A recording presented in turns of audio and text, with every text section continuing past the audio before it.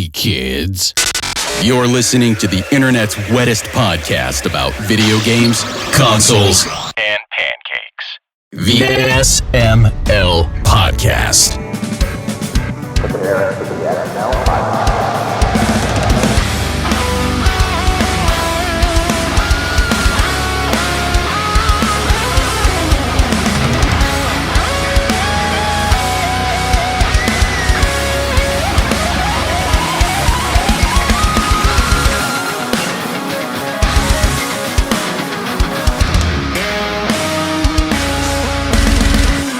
What's up, everybody? This is the SML Podcast. I am your host, Joe. Jacob's here. Bree's here. Aki's here. Horror Acolyte is here. How's everyone doing? Yay. Yay.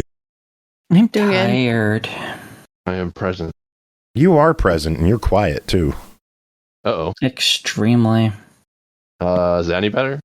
No. I'll boost you on my end, whatever. We got a special guest joining this week. Special in the fact that he went to Berwick High School, so he's got a lot of problems. Nathan Ide, how are you doing, sir? Bringing the energy. I have that PST heat where 3 hours earlier, you're in my home now, so take that. 6 p.m. now for everyone. World's my oyster. Yeah, I've got 11 hours of wakefulness before I crash for 3 hours and then do it again. So living the dream. What is your dream? What dream are you living? How's things going for you? Good. I went through a rundown. So Joe and I go way back. It's a terrific thing. We have stories that would bore all of us, including him. Yep. I have tangentially been involved in the gaming biz, ish, but I've been working at Microsoft for 23 years now. So run a security team, but then you end up doing a lot of gaming stuff if you do that long enough. Doing it up. Glad to chat with folks. I've heard. I did hear bits of your last week's show, which was terrific. I've dipped in and out over the years too, but good to check everybody. Yeah, we've been doing this way too long at this point. You told me this was your inaugural show. I was your kickoff guest. Joe, what is this? I had my PST thing ready? Okay. Can you believe I've been doing this for over 12 years? That's awesome. How was the first one? What was episode 1? Did you burn episode 1? That's what they say with a podcast. You're supposed to record it and vault it, and then it comes out when you die or hit syndication. We did an episode 0. Just as we called it, I think, the test of testiness. Did you release it? Is it out? Yeah, it's on YouTube. It evens out though because we skipped episode 24. Yeah, we were hardcore doing it every single week at that time, and one of our co-hosts, Tim, who didn't last that long on the show, even though it was partially his idea to start it. He starts projects and gets bored and moves on quick. I unfortunately still do this. I would have liked him.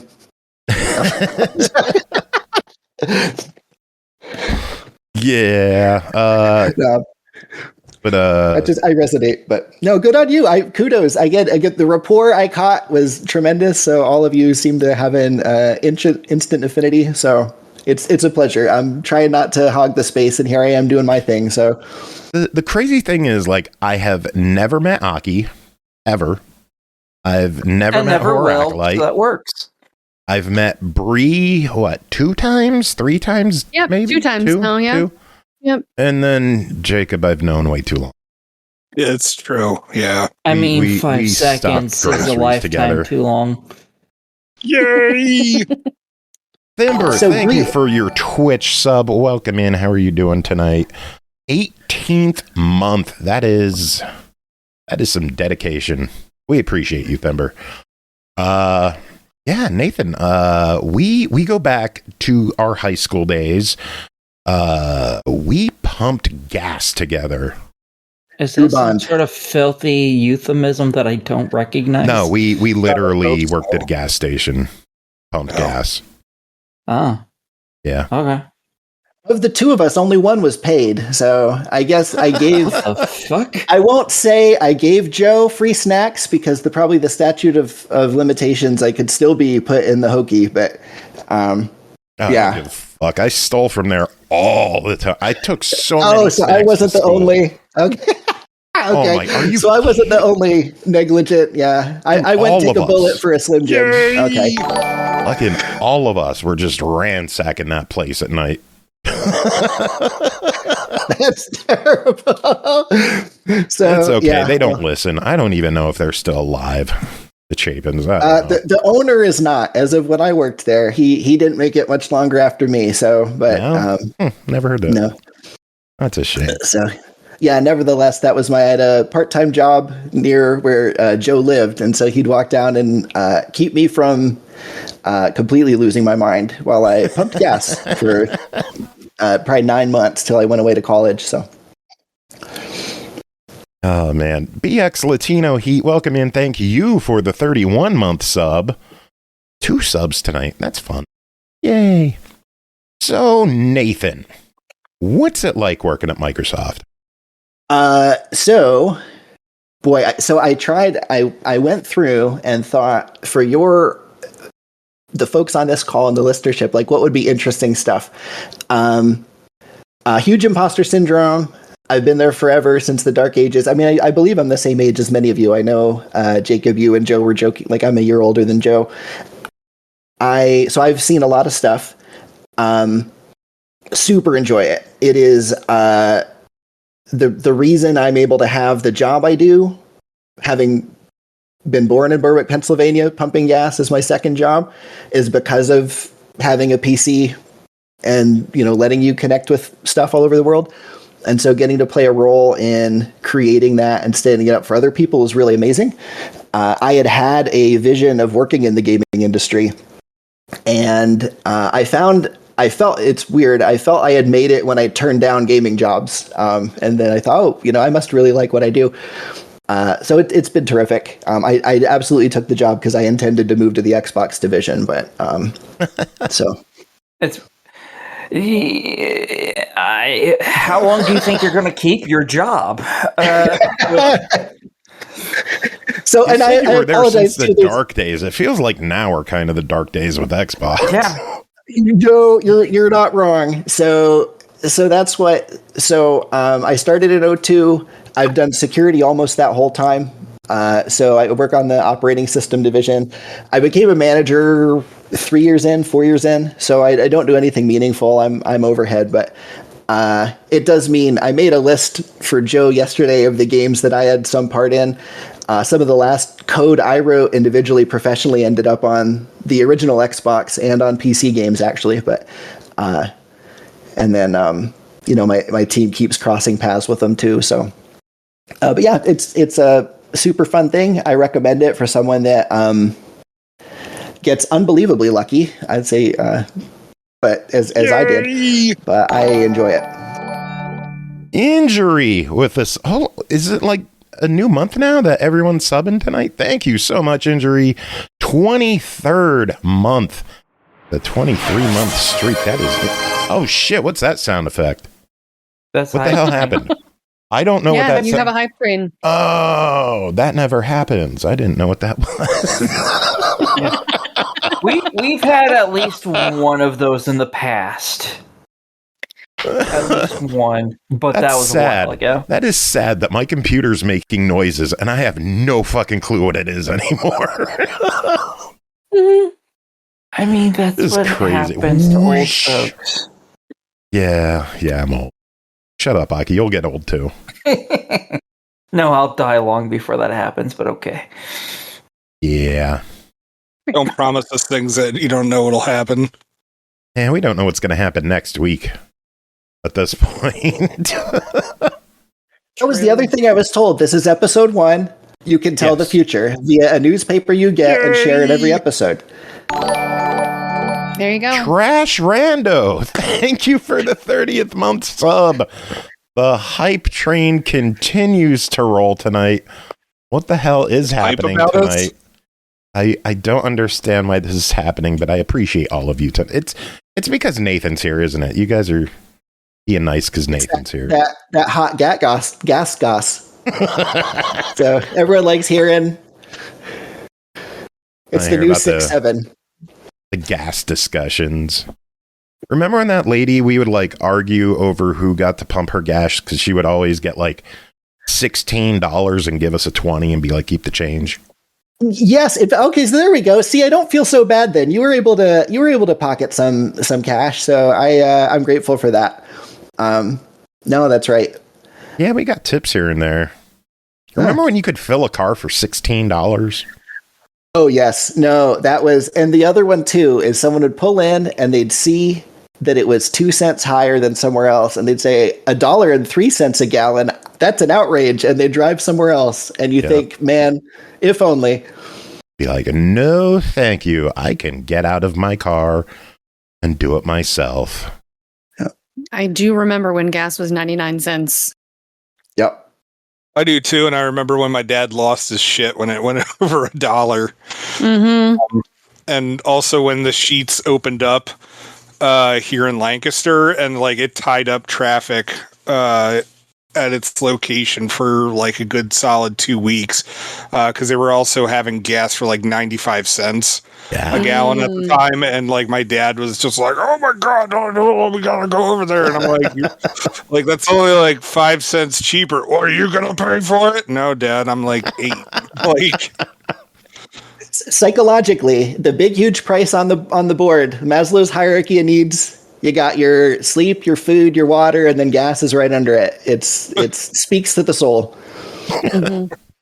I don't know if I was even born yet by the time gas was under $1. Yes, what you year were. were you born? 89. Yes, absolutely. Yeah. That's probably in like the 60s when we were in the 80s, like 60 cents a gallon back then. I remember very shortly after 9/11 taking a trip to Tennessee to my dad's. I saw gas for 74 cents. As the last time I remember gas being cheap. Mm. Huh. Yeah. When you're a pump jockey like me, you just, it comes good times and bad. You see it all. Joe is indeed a pump jockey. Zing. What can you say? It's a living. Oh, man. So, Nathan, what are you doing at Microsoft these days? So I've been, like I said, I've been a managerial type for a long time. My most recent brush that, again, if we were to talk gaming adjacent, I've run a team that creates security software for a long time. I'm probably my 8th or 9th role at this point. The last 6 years, been making, there was a big hubbub 4 years ago over Windows 11 crunching your frames, and that specifically was about a thing my team did. So, but security stuff, we're public about it now, so I can say it and just point to public blogs. But when we get attacks from large actors, there's one called, no one cares about this, but Storm 0558 or Midnight Blizzard. Those are code names for real institutions that you try not to talk about. They do attacks, and my team does stuff largely to combat that. So it's very big scale, international type thing. So super compelling, very fun. It's, work with cool people, do neat stuff. Very, very, like I said, fulfilling. And then it's fun where I grew up. Gaming was the most important thing to me for over half of my life. And occasionally the team from Call of Duty reaches out to you and says, hey, can you help me with something? And so it's a neat moment where you're making these tools for one purpose, and then it turns out, hey, someone keeps cheating in my game, and then you get to bring out the tools for that. So, which is how, again, I got to work on a handful of games over my history. But do you get to ever manually, individually ban one person? Like, you're a cheater, I am banning you. Click. So that certainly exists. I don't. So I have the luxury of we make the software and then push it out to the world, and then people do with it as they like. And so someone uses it to ban folks because they didn't like their language, and whatever. So we get to be behind the scenes creating the tech. So I guess if I were to describe an average day. Which there isn't an average day. And again, I'm a managerial type, so there's like interviews and stuff. But there's the assembly line of things that people are attacking that you need to address, and you're attempting to produce those before the bad guys defeat everyone, and always with not quite enough money or time. So it's even as I was, your Lumo conversation last week, I was like resonating with just any software projects the same. Like when I go to PAX, I know many of you are MagFest goers, West Coast, I've been going to PAX for a while. I get in chats with developers, and it's the same everywhere. Software. I mean, like I go to meetings and meet whoever heads up the Minecraft, software team. And it's all the same stuff. Everything takes longer than you think, costs more than you think. Gotcha's around the corner. You start with your 3-month project that 6 months later you're still halfway done. So it's if you're an optimist like me, you can survive it and just laugh at every time you're wrong and jump into the next one and not care you'll be wrong again. So it's super compelling. Here's a question. So hold on, I've got a question. So. If I slip you $5, can you ban Joe from Xbox? So the weird thing. You only take Venmo. Got it. Right, untraceable. No, so it's in the end, it's folks with access to stuff. Like, so I don't directly touch. Like the closest I ever was to, I was never close to the live games division. My team does make security tech that's involved in live gaming. And so in that sense, if I were to work a really roundabout vulnerability, perhaps, where it would recognize the name Joe Camnet, I think that I might be able to do something like that. So stranger things have happened. If anyone wants to go security nerd, there was a really fascinating attack that happened 3 years ago. We call it not stuck. Boy, you talk about it every day till you need to talk about it, and then you can't. But it's like effectively a threat actor wanted to get into government machines, and so they took over a tiny software developer whose code gets run on those government machines, and they changed the code at the time it was compiled. So it was like a 4-stage deep inception attack. And that's like par for the course now. So I'd say baking in Joe's gamer tag into our stuff specifically to ban him wouldn't be the strangest thing that's been done in computer security. Huh. Very cool. So I will get banned. Damn it.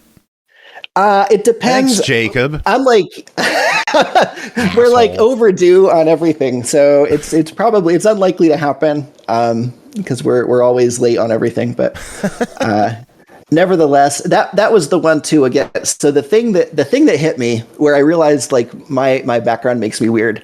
And again, maybe this is obvious to everyone.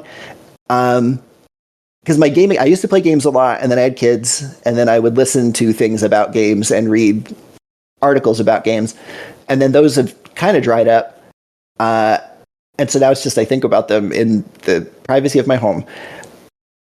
In 2012, when Sony had the show The Tester, and there was this big hubbub that being on The Tester and winning it didn't make you any more likely to get a job in game dev, I thought, well, obviously that's true. How don't they know that? And it was spoken of as though it was a big shocker. I thought, oh, maybe software is the same everywhere, and it turns out it is. But so it's like I said, it's a funny business, and I've been there enough, and now I'm at the altitude where I'm dealing with budgets and return on investment and team size and blah blah blah, and so I see like the decisions that folks need to make around properties I love and revere and things I grew up adoring, and and seeing those same mechanics, right? It's in the end money and how much you'll get back and how much you spend.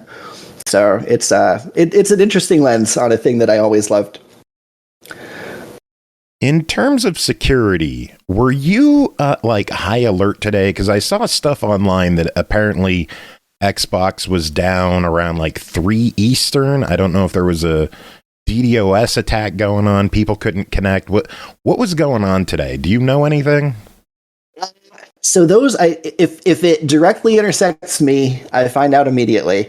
If not, it'll be a day or two later. I'll be having a chat with someone, and then we'll find out what it is. I'll say it's interesting. So my big goal, because Joe, you've been very courteously asking me, you could have gotten these deep insights around gasoline or working at a company anytime, except I thought if I lose my career for the sake of things I say on a recording, that'd be too bad. I think I could probably say everything I'm going to say now. Many times, an outage of that sort occurs when something expires, and detecting something's about to expire is one of the world's most difficult problems. Who can solve it? And knowing a computer's happy this minute and the next minute won't because a clock ticked one breaks you. I mean, we laughed about Y2K, which was obviously hokum, but every leap year things happen. Like it's comical. And so there are big things baked into the fabric of all computing that break in next year, 2026. And then there's another couple that will change in around 2029 that'll be like, I wouldn't say, it's not like doomsday prepper. So I'll give an example. Let me give you a touchstone. Do you remember when no flights could take off a year ago and change? It was on my birthday, actually. So July of 2024. Yeah. So it wasn't my team's bug. My team was on the phone 40 out of 48 hours after that happened to unstick it. Jeez. So that's and they were very kind. Like I say, you asked what my job is like and how I enjoy it. They love me very much because everyone knew I was taking off. It was my oldest daughter's birthday was the reason I was off anyway, and they didn't call me in. And so they, unraveled it. It was a third-party company from our perspective, their software that had issues. But the fact that if you were at an airport and you saw a splash screen saying enter your BitLocker code, like my team makes BitLocker. So our security stuff got in the way of those machines automatically coming back after software bailed out. So that's like a bad day for me is that. I'll say that's atypical. Maybe I've had 5 of those in my career. But But there's world grinds to the halt kind of thing that happens once in a while. So I would say like an office building on fire, people running around screaming, "What the fuck happened? Jim won his 20th game of solitaire and it crashed. It killed the whole system." Like the internet. That CrowdStrike thing that happened. What was that? Was that back in January or? It was July. That's right. Yep. So July. Yeah, it's spot on. So are you in the biz kind of sort of? The fact that you know the name CrowdStrike. Yeah, I do IT work for. I mean, anybody who looks me up knows where the hell I work. But I work for Urban, which is the parent company of Urban Outfitters and Anthropology and stuff like that. I do store support for them. So all the registers, the scanners, the servers, switches, all that kind of shit. Okay. Grab bag. Did you guys get hit? Do you have CrowdStrike on your machines? Oh yeah. It fucked over everything real bad, and most of us weren't able to log into anything, and no stores were able to. Oh my god. Now I'm having PTSD remembering it, but it was just stores weren't able to open, and of course they're all calling in what the heck's going on, and we're just yo, there is nothing I could do about this, and we're just, oh man, yeah, that was not fun.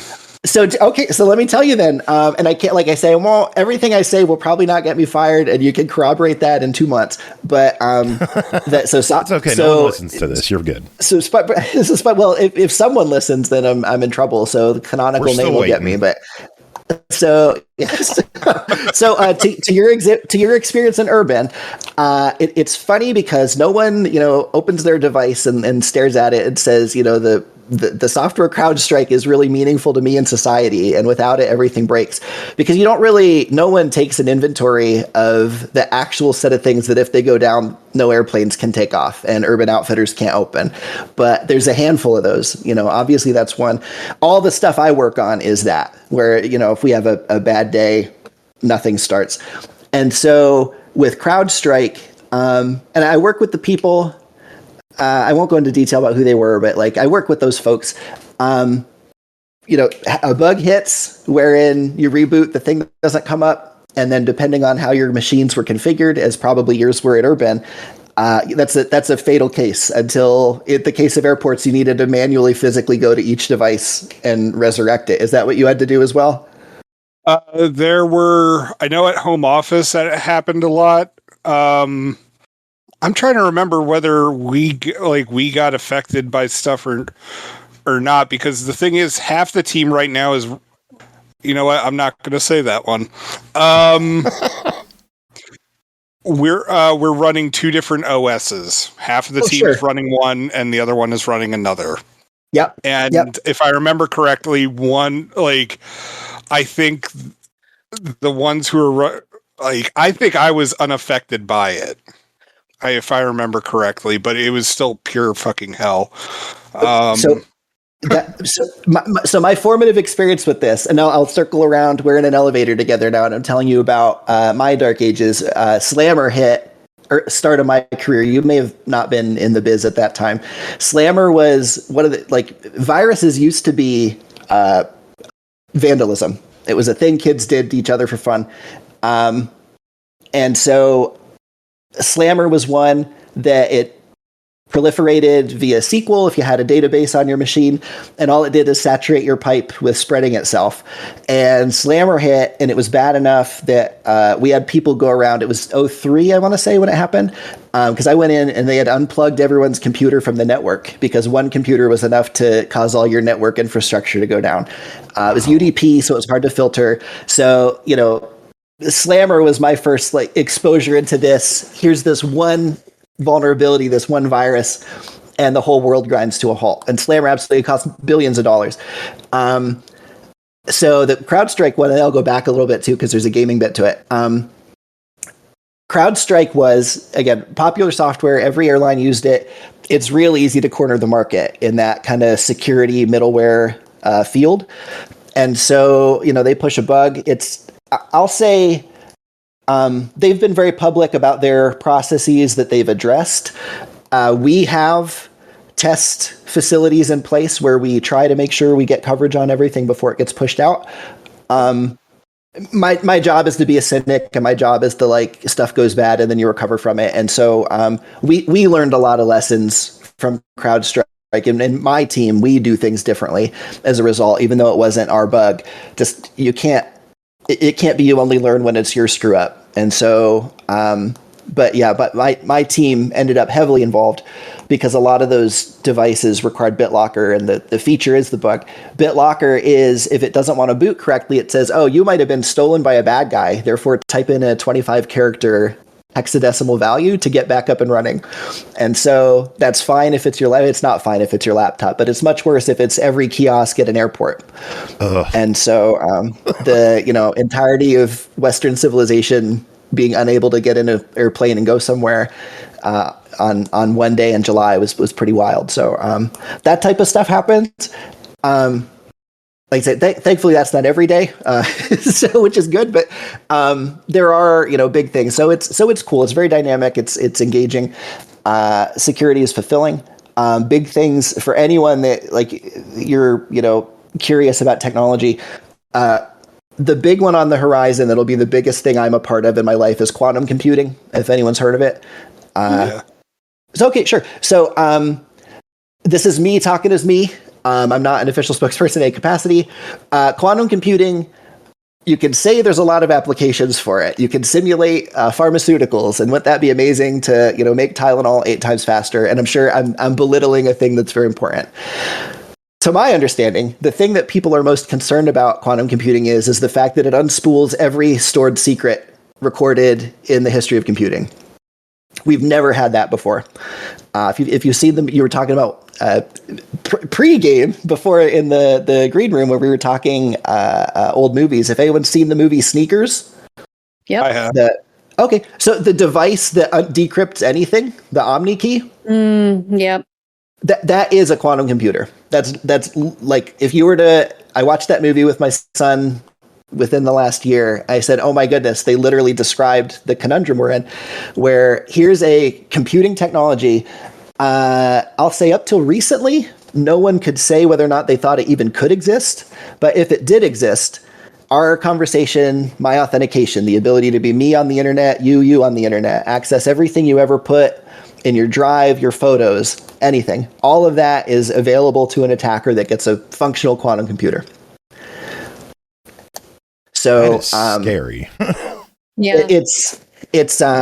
It's so starting almost exactly a year ago to the day. Like, we've known it for a while, and it was considered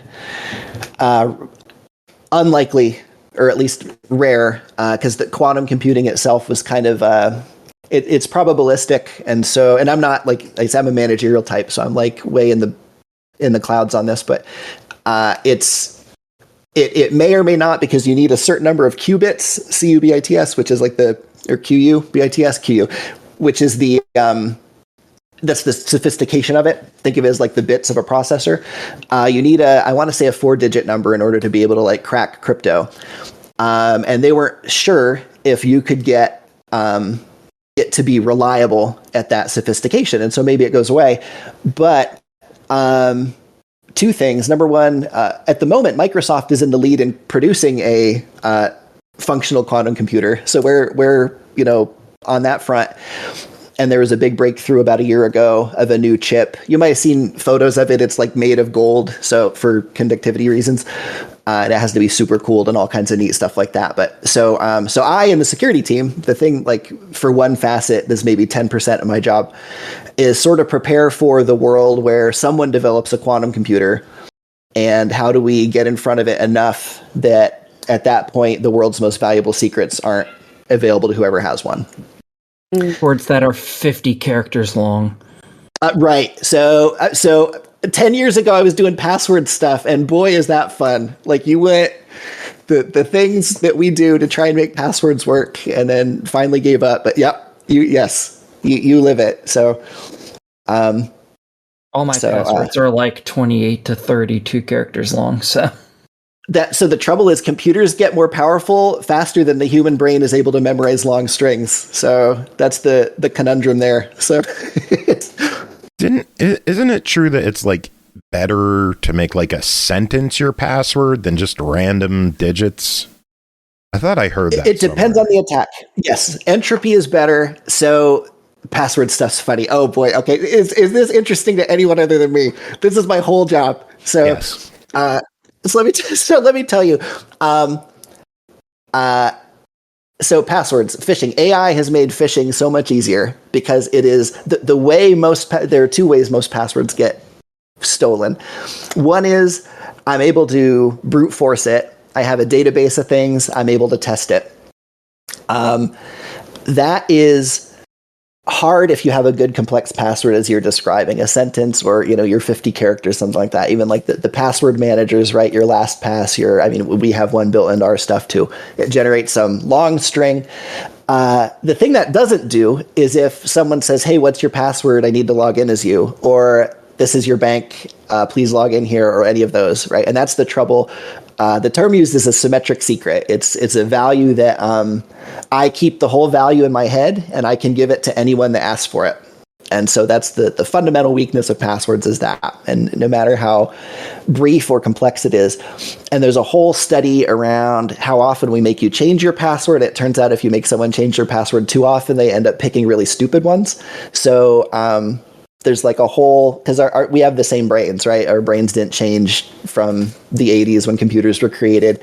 The first password was Open Sesame, which is, I want to say, the 1600s, but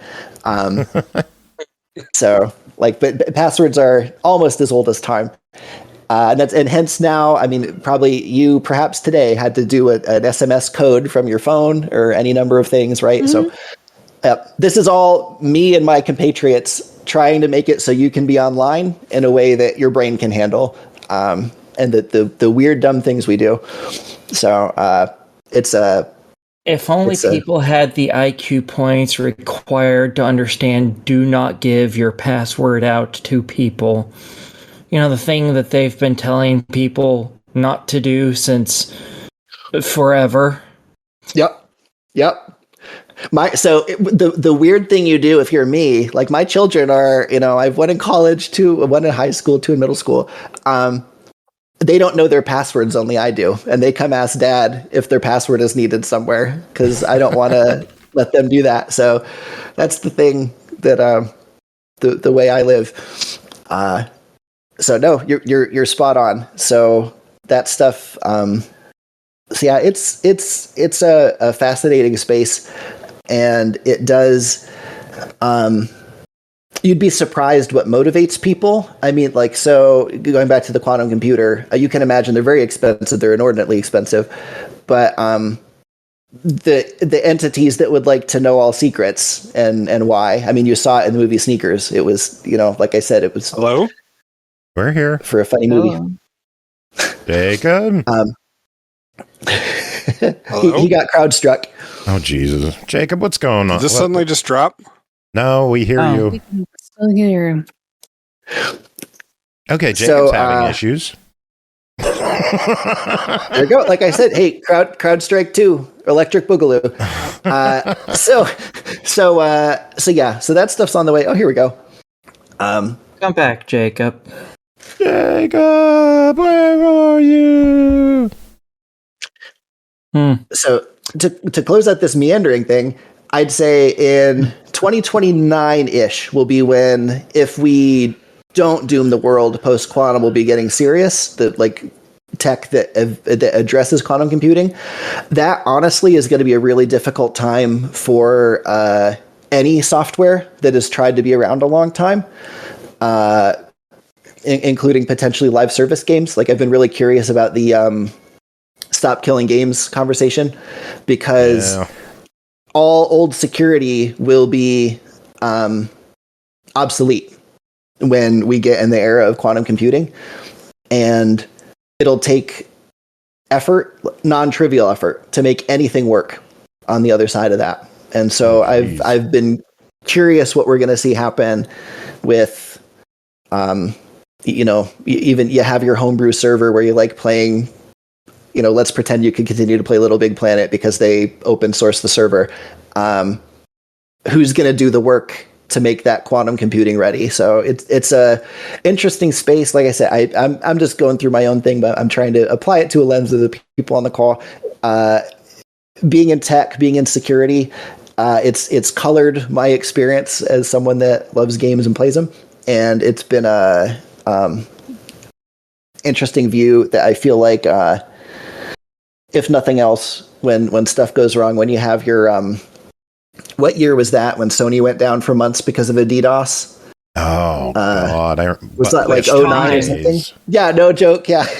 So the one I'm thinking of is the one where they gave out free games as a to placate people, because I got. Yeah. I think I got Dead Nation from that. Yeah, whatever they had a hunter style, gritty gauntlet-ish thing that I enjoyed, that I would have never played had they not given it to me. So yeah, but so yeah, nevertheless, I love that we're talking about hardcore security, and then you jump on Reddit and there's idiots going who wants to game share with me? Don't fucking give your password to people. How stupid are you? There was an old thing where it was a random stranger online. It was a candy bar. Yep. Think of it this way, Joe. People in the U.S. government have been telling everyone not to give out their passwords since literally the very beginning. And who are the people who constantly get filched? The dumb jackasses in government who keep telling us not to give our passwords out to everybody. Jacob said he is restarting, so Okay. We'll see if we ever see him again or not. Fine. All right. Rest in peace, Jacob. Been good. So I have a question for Nathan. Oh, please. Yeah, sorry. Absolutely. So did you enjoy the movie Hackers, and how much did you really want that to be the future? Oh boy. Yeah. So Hackers was hilarious because it made it a sport. So I only saw it in college. I remember Zero Cool, and I mean Angelina Jolie obviously was in it, right? And that was when she was her best looking. Oh, it was sad, and yeah, that my memory of it. Yes. So I'll say Hackers is one. The other one was Swordfish. Like, movies have tried it. Like, to me, the attempt to Hollywoodize hacking is cringy and embarrassing. And that was why I got so excited for Sneakers, which didn't set out to be, but yet did a pretty good job. It is not cool flame decals. The 7 monitor setup where Hugh Jackman is 3D modeling a virus, a physical human virus. It is someone forgot to apply a patch that's been out for a year, and it is it's more it's a very cynical crew. So, and I'll say too, what a good question. We think of it red team, and I think blue team as well. I don't know what team I'm on. I get skins. So red team is offensive, which every big company organization has their own red team folks. I'm very close with mine. It's a helpful complementary skill. And they are, if there were hackers, if there was a Zero Cool that I worked with, it would be in the red team. I'm then making the stuff to stop them. And was that the one where there was the guy in a big room that had a big comical screen with big buttons on it that he's pressing to attempt to stop the wily hackers? Yes. Okay. And his password was God because, spoilers for a 1995 movie. That's right. Because everyone's password is either God or boogers or whatever. What a nonsense. Password was God? 3 letters? Right. Yeah. It was, that was a time when most that were watching the movie didn't interact with computers, right? And so you could make up anything. There was a show, was it Alias? It was a show I caught a glimpse of where there was a guy whose superpower was he searched on the internet to find things, and he had 2 screens and 2 keyboards. And I wish I could find that clip because it makes me laugh in my head. So yes, no, spot on. Like the representation is funny. And it continues to be, and the reality of it is, attacks can do everything you think. There's a really good. So I'll say, if you go back, Microsoft CTO Mark Russinovich, who's one of my favorite people. He and I, we got to know each other, but we worked together. But he, in addition to being a big architect, he wrote fiction books for a period of time about 10 years ago that were like, if you were to actually do the worst of what a cyber computer security attack could be, what would it be? And his was, hacker gets in, shuts down power, and then lights off permanently. I didn't read it, so I know we discussed it because I was on a speaking tour with him and people were getting his signature. That's hyper real, and so like the ramifications of it are real. It doesn't look like what the movies make it look like, but I think that's because it would look very boring. It's you pull out your script, you run it, you lay low for a while. It's humans on both sides in the end. I'm just still laughing at a 3-letter password. Then again, my first Hotmail password was JC99. That's it. That's my very first password. I'm like, what could I remember? If he had made it God1, the whole movie wouldn't have happened. But I know he had to. Could have changed. No number required. Yeah, when I had to make my first password, it already had to be 6 characters long. So the concept of 3 characters, that just doesn't seem right to me, period. Don't forget an exclamation point and a number. Every password I use, every password I use to this day as a grown man who has like real stuff behind my accounts is a derivative of the first password I ever created that was based on a thing on my desk in 1996. That's pretty funny. Yeah, Someone will figure mine out. All History of mine book, are just 420. strings of shit. Good on you. That you're smart. It is. We are trying to get rid of passwords. I have a program. I hate switching browsers and then like you got to go back to your old browser and see what your saved passwords were.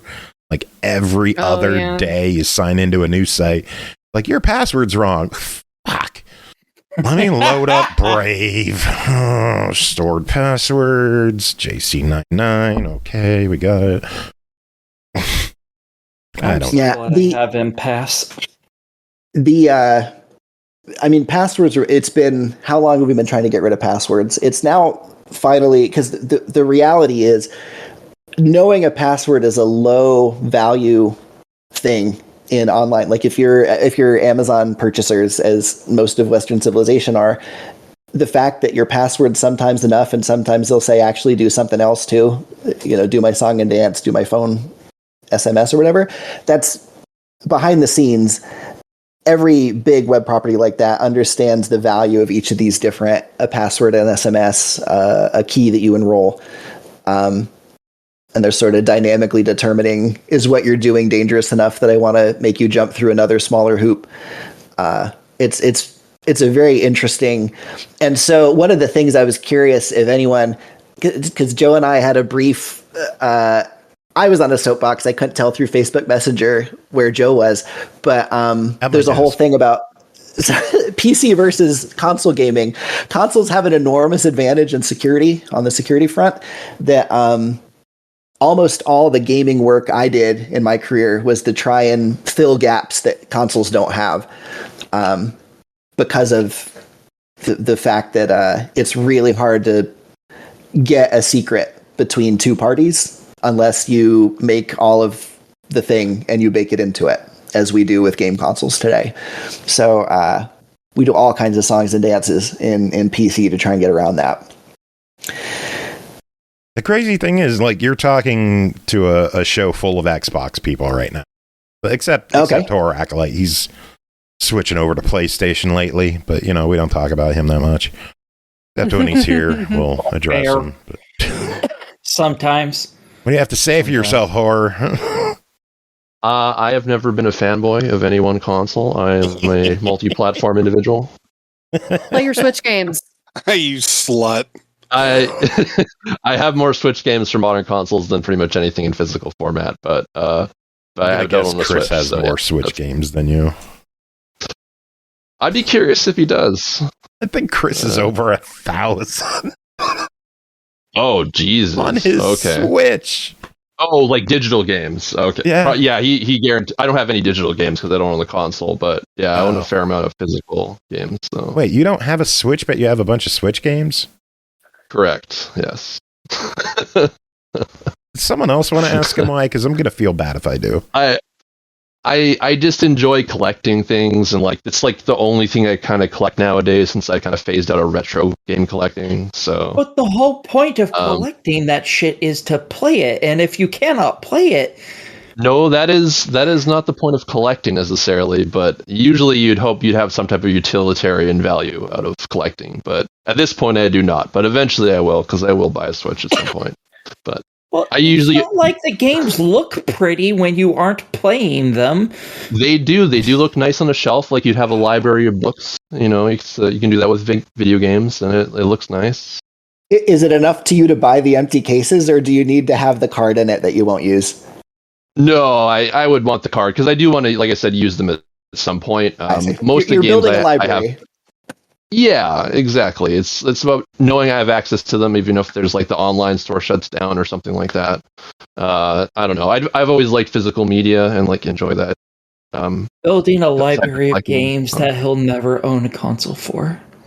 I mean, I can still get one. They're easily accessible. Yeah, Switches aren't hard to get. I'll tell you, Nintendo, I had one break-in in my life, and my GameCube collection vanished. And oh my goodness, did I spend money trying to get those all back. So I didn't realize how many of those are worth triple digits now. That was a painful time. Yeah, it's pretty bad for a lot of GameCube games were some decent money. Yeah, Bait and Kados was one. I'm trying to think of what were the last ones we got. I got chewed up. Fire Emblem was steep. Yeah, path rating is bad. How about something like Go-Go Hyper Grind or? Yeah, like that was I had all and insurance companies are real smart. They're very modern in the sense that they say, well, it cost $50 when it came out, but it's depreciated because that's 15 years old, so it's only worth $5 now. I say, hey guy, if you can find Bait and Kados for $5, come over here and we'll together make money. But no, so out of pocket to replace stuff that a tweaker stole. So. Sucks. Therefore, good on you for having a physical collection and keeping it. Because it's nice to have. Yeah. I'll have to show you my 360 collection one day, Nathan. Oh man, I bet you've got good ones. It is a sizable shelf full. This is where I'm gonna show my whole ignorance.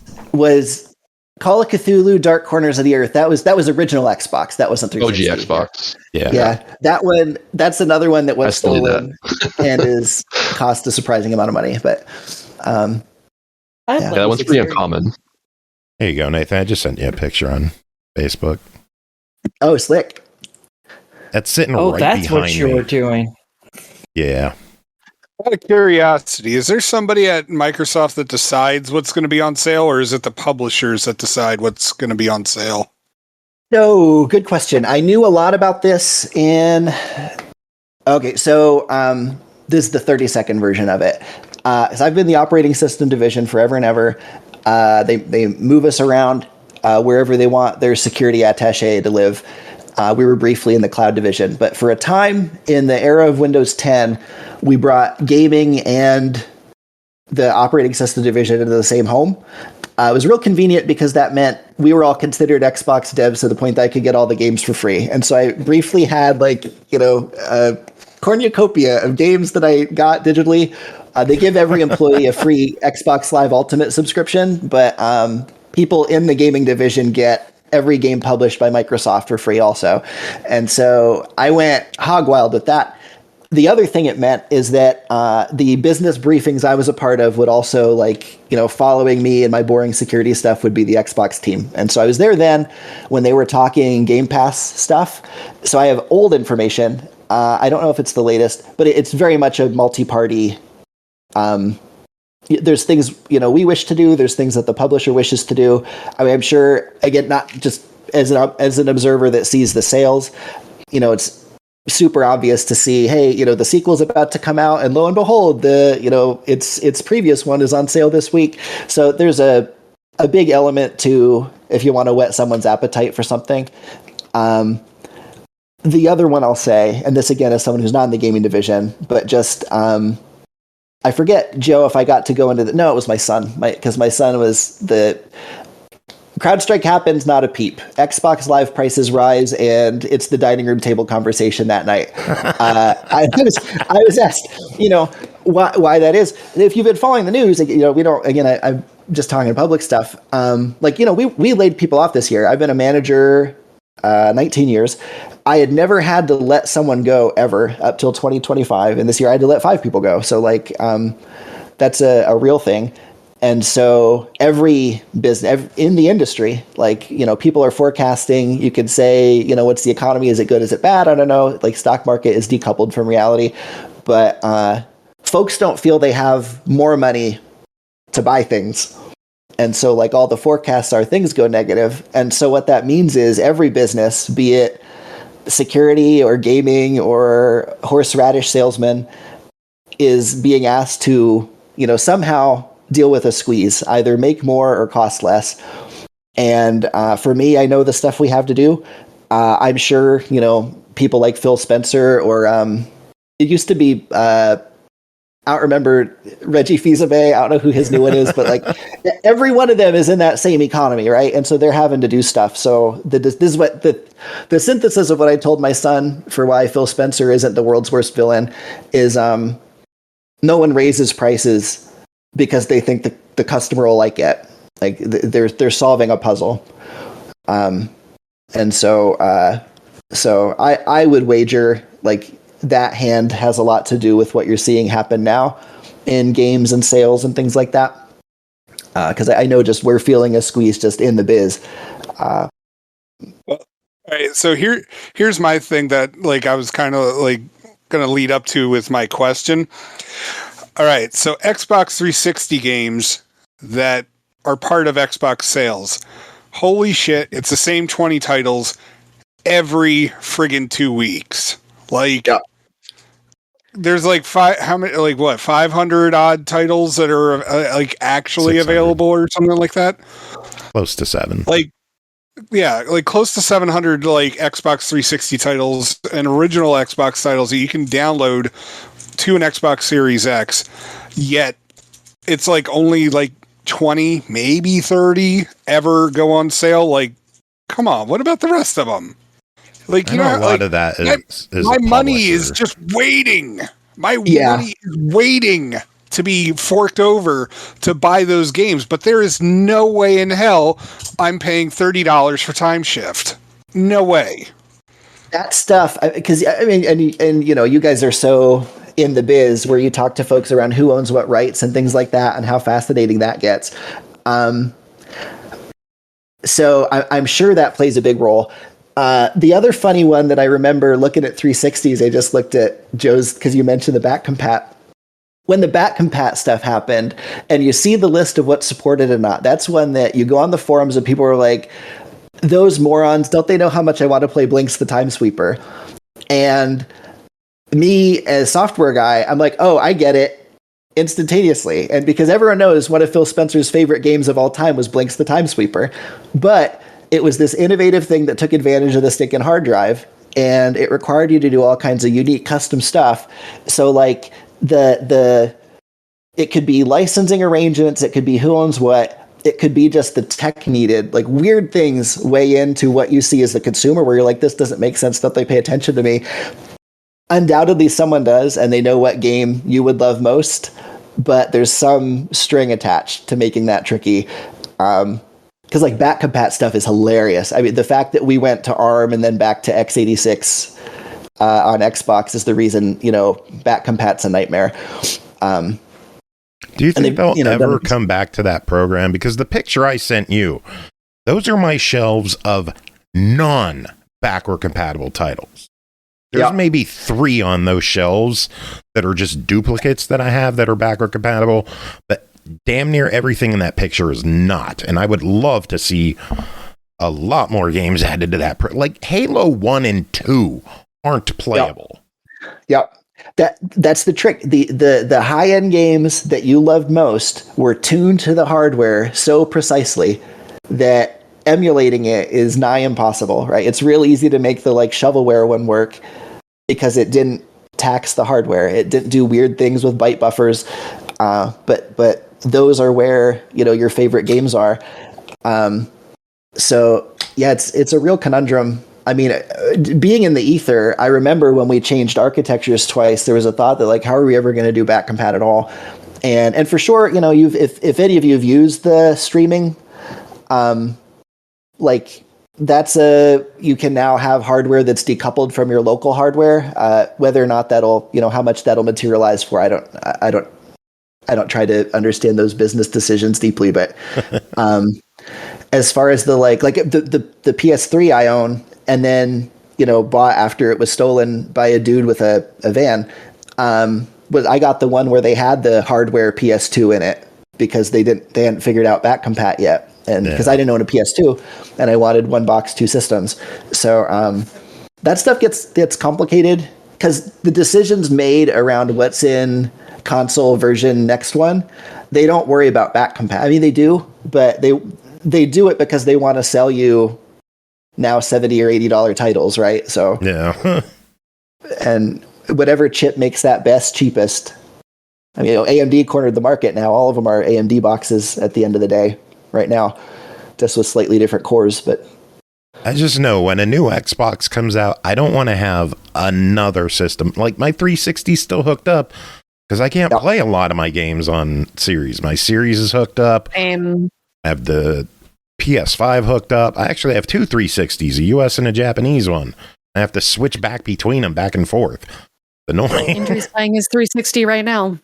Yep. I have all of my Xboxes hooked up. Gotta love region locking. I'm glad that's not a thing anymore. We just moved. I have a TV whose job is to have 10 things hooked up to it because I've got every generation of everything. And I got my Wii U and my Wii, my Breaker NES. box is just begging for mercy. Yes, it's atrocious. So, but yeah, like no one. I mean, you were joking about. I was hearing you with your Lumos conversation talk about, Nintendo makes Mario. Like we joke that they keep repackaging, but they know it's a pain in the neck to keep everything plugged in, right? So, yeah, it's good I to have a question for you. Earlier, you were talking about passwords and quantum computing and stuff. I just want your thoughts on how fucked we are in general with everyone, all the governments and politicians wanting to make basically the entirety of the internet where you have to give like your photo ID, driver's license, all that stuff to literally every website in order to log into it and stuff that they're all trying to push right now in order to protect the children. How fucked are we? Boy, you are spot on, and you're right on the crossroads of control and government and tech and everything. That's easier if you just banned kids from the fucking internet, but there'll be a big splash screen that says check this box if you're over 13, and then that'll solve it. So the joke of it, because everything with me is a history lesson, apparently. So the Pentium 3 processor, way back when in the dark ages, that would have been late 90s, or maybe perhaps early 2000s. The Pentium 3 had something in it called a CPU ID. And it was just an identifier Intel baked into their processor. It was off by default, was my memory, and you had to turn it on, and there was a way to read it.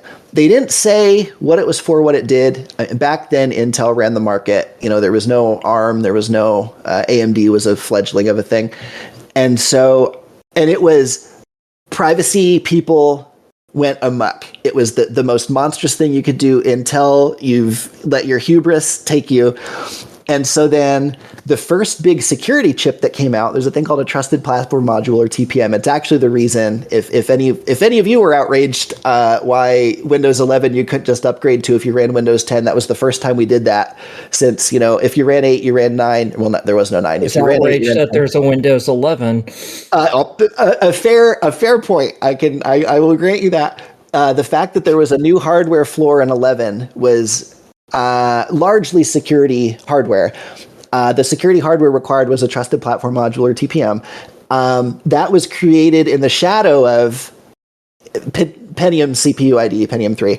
And what they did is they had an intentional level of abstraction. You had a root secret that no one sees, and then you create other sub-identities off of it that you can have infinite of. And there's a way to tie the two together that only you know. And so it was non-linkability was the term. And so the idea is like, sure, I have an identity because I buy one computer, but no one sees that one identity. They see little manifestations of it, and I can create one for Google, and I can create one for Roblox, and I can create one for LinkedIn, and they have no ability to indicate linking, lo and behold. And so that was the name of the game for internet identities. No one party should be able to correlate you across all those different things, because it turns out if I know that you Walmart employee is also you person instigating to join a union, bad stuff can happen. Or you member of party X also is member of party Y, and you can imagine infinite ways that can be messy, right? Bitcoin breaks that in a really stupid way that I can't believe no one noticed, but people were busy making money.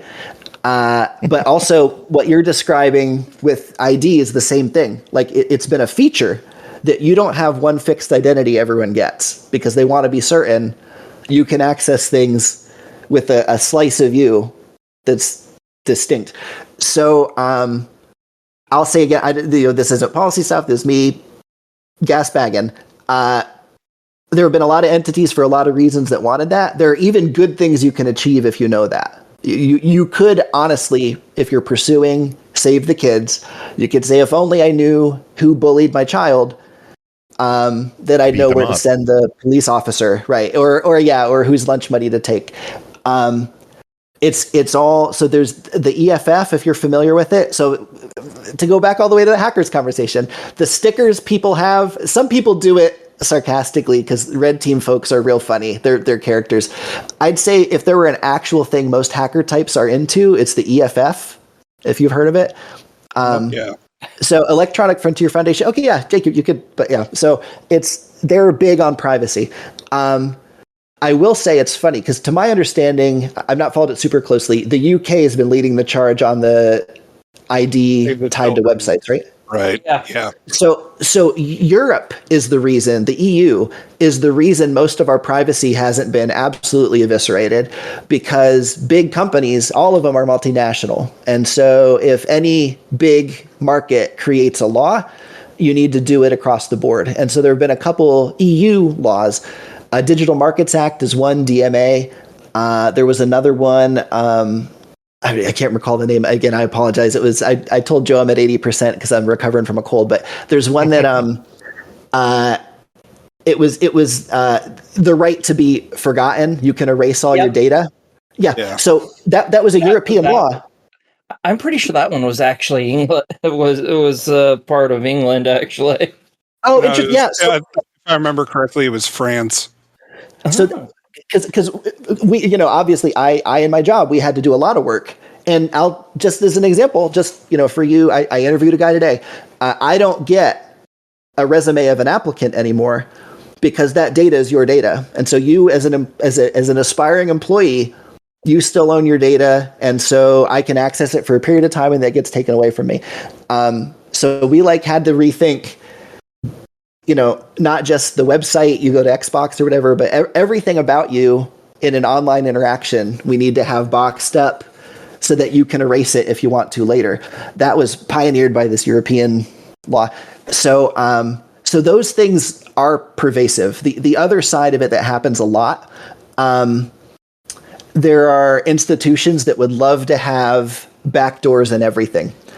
And they engage in online... US government. So they, oh boy, there are things I can't say. I'll tell you later. Not like I don't know stuff, but if you've ever heard of the IETF, that's another organization, Internet Engineering, is it Engineering Task Force? That's like IMF and Mission Impossible, but maybe it is that dumb. IETF. Internet Engineering Task Force, boy, that might as well be Space Force. So, but it's a real thing. That created the standards for all the fact that the internet exists and you can talk to one another on it is because of IETF standards. That's where you deal with it all day, Jacob, and your TLS and its predecessor SSL, all that stuff is IETF standards. It is an loosely organized internet industry body where folks participate. Some are government, some are companies, some are whatever. And they're always folks that want to have the ability to put backdoors in stuff. And for any number of reasons, I run a hedge fund company and I need to know if insider trading happened. And so there are no secrets among my employees. I need to know every time they talk about barley, because if suddenly barley spikes, I might get in trouble with the FTC. So that happens. And so these weird things will happen that'll snowball into all privacy is hosed. And so you're touching on one. It'll be fascinating to see how it unfolds. It feels to me unenforceable because so far the rest of the world isn't trying to adopt it, but maybe they will. It's a really good question. Well, even beyond just the concerns about privacy with that stuff, it's also, once you start if they start forcing people to put that stuff everywhere gets hacked. Yep. Oh, 100%. Banks get hacked. Governments get hacked. The U.S. has lost Social Security information for people because it's been hacked. The fuck do we think that this porn website number 8372 over here that was That's never how many built she has to hold, bookmarked, by the way. if only it was that few. That has never been set up to fucking even take in credit card information. The fuck do we think they're going to be able to protect that information when our own goddamn governments can't do it? And all the governments, they don't want encryption to be properly made because then everyone's going to hide all their stuff and we're not going to be able to catch terrorists or whatever. Security doesn't matter. Elon Musk already stole all our data. It's over. It's done. That is true. That is true. Matter of fact, his team lost that stuff as well. So yay. That was a big hoopla too. So it's like, even without the privacy concerns, how many people are going to end up just going into massive debt as people fucking steal their information and then get new credit cards and steal their identity and just fuck them over so incredibly. I don't know why anyone thinks this is a good idea, even if they want all the information. It's like, yeah, but you might want all the information, but you're too stupid to keep any of that information, and everyone but you seems to know it. I don't get it. It's the fact that in America, I think everyone on this call is in America. Yeah. Sadly, the fact that our banks or credit card companies will reimburse you if you can demonstrate, hey, I think my card was stolen. That's the one reason this isn't an outrage. And to my understanding, as I've heard it, because China was ahead of America in adopting two-factor auth, PINs, what have you. The reason was their financial institutions didn't reimburse you. If you lost your money, it was too bad, so sad. And if someone stole your credit card number, right? So like that's real stakes, right? And so I think the fact, so to go full circle, that guy I was gushing over, Mark Rusinovich, that he and I spoke about, the inciting incident that had he and I doing talks together. A couple of them are on YouTube and they're terrible, but there was a category of attack that started in stolen passwords, in fact, as we're doing it. And in the winter of 2013, 2013, the New York Times and Wall Street Journal both published front page stories saying they were hacked, and they went into who did it and why. And it was, they were in the process of writing an article on a political leader, and that country's government wanted to know who their informants were, and so they accessed their whole back end. Same mechanisms were used that same year in order to attack Home Depot and Target. And that November, they compromised every point-of-sale system in both companies, and every credit card that was used got captured and sent off elsewhere. So my memory is there were 53 million credit cards that had to be reissued that cost roughly $10 a pop. So it was unbelievable expense. So, and,